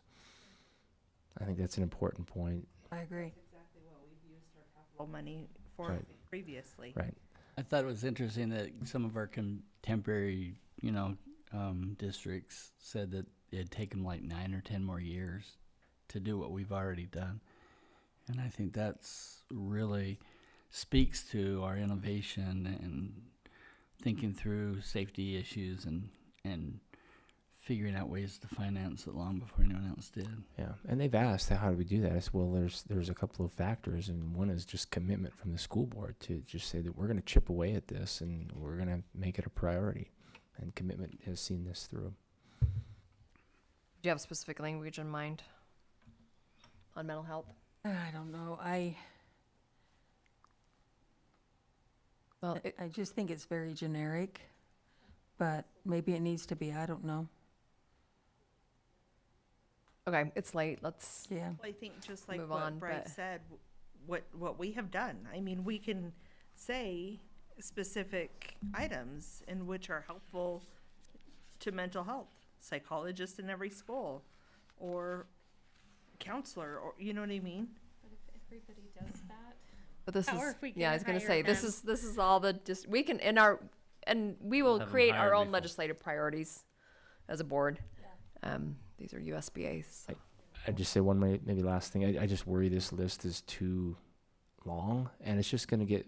I just don't see this as being a very effective punch list of things that we want. I think it's much more effective to go for 2 to 3 main priorities and stick to that message. Especially when the first one is a 10% WPU. Yeah, I think that. How did they compile this? JLC meetings throughout the year. I agree with that. I don't know how we thin it out, but for me, they look at this and roll their eyes. Comes education again. Our list Well, is pretty and- big though when we do our priorities. Oh, last year it was one item. Very specific. But And- years before it was. And you do lose interest with that 10%. Right then and there. Yeah. Okay, wish us luck. Is there anything else, Nikki? Good luck. We could Have fun. Change the world.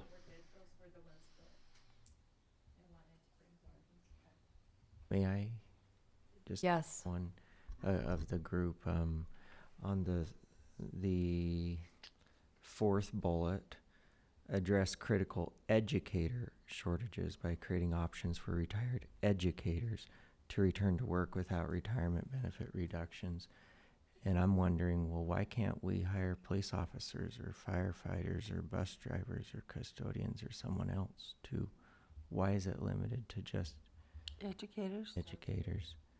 Yeah, Good for point. sure. Creating options If- for all retired people Right, and in URS. I mean, is that we heard this even at the Truth and Taxation hearing about like retired police officers, well, we can't, not at least for a year, but if that were changed for all positions, then I think governments at all level would see some benefits.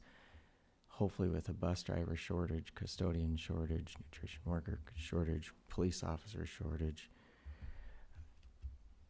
I don't know why it's limited to just educators. I know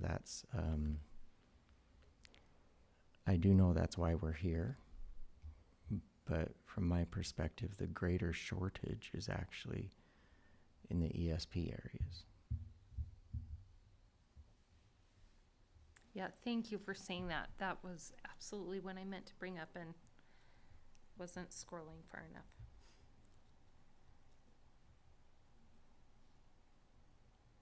I brought this up at at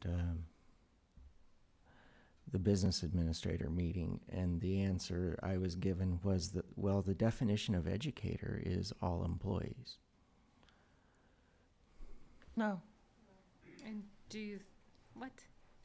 I don't think our legislators Disagree know with that that. definition. I don't think the legislators would view that definition, yeah. Would you be more specific with maybe public employee Just employees. or just employee? Yeah. Right.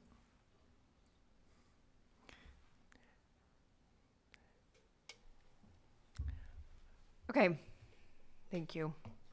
Board and superintendent reports and comments. Do we have any reports or comments? Facilities has one. Next meeting, we will approve summer projects for next year. Finance will come with a dollar amount, and we will come with a shortened list of recommended projects that we will approve, that we will produce tomorrow. We do not have that list tonight, but we plan on having it tomorrow at our meeting. So please watch your email. I want to give you as much time as you possibly can.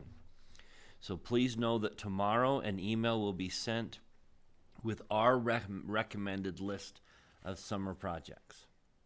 We have tried to come to understand them thoroughly so that we can really give you an educated, these are the ones that our committee recommends. So please open that, read it, be prepared. You'll have a dollar amount. We'll have the same format. You'll have a dollar amount. Those are the projects. Spend your dollar amount.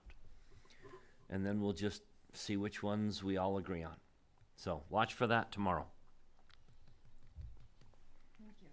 Yeah, we're meeting on Monday to finalize the budget for that. And so, there are a few other things on the agenda as well, but that'll be our main one. Okay, thank you. Anyone else? On Thursday is the big launch for our licensed staff. That is at the Southtown Expo, Mountain America Credit Union Southtown Expo Center. And it's Thursday at 8:30 is when it begins. And we recommend parking at 8. If you're coming, let me know. We'll get you a spot to park. We have 4 national speakers. It'll be a great day. And I'm going to send you a seating chart so that you can see where there'll be signs as well. But you can walk up and schools will be seated together, so you can go up and say hi to faculty, the whole faculty from any given school. So I'm really looking forward to seeing everybody. It's a big crew. It's a big group when we get all our licensed employees together. And then just as a note, we will do something for our ESP group in November on ESP Day.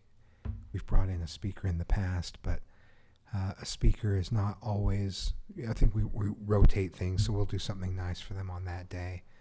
I think taking a day out for them right before school starts is more difficult. They don't have built-in contract days for this like licensed employees do. So we'll do something for ESP in November, but I'll send you the seating chart in case you're able to come. No obligation, but just you're welcome, of course. So Thank you. Anyone else? Okay, that is the end of our study session agenda. Thank you to all those who have joined us and are watching online. I need a motion to go into closed session for character and competence, potential litigation, and security.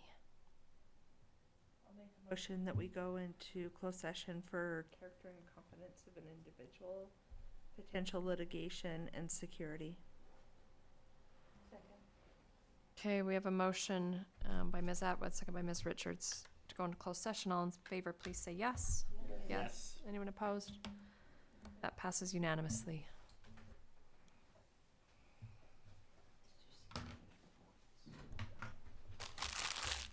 break. I was gonna say, do I have time to run to the back?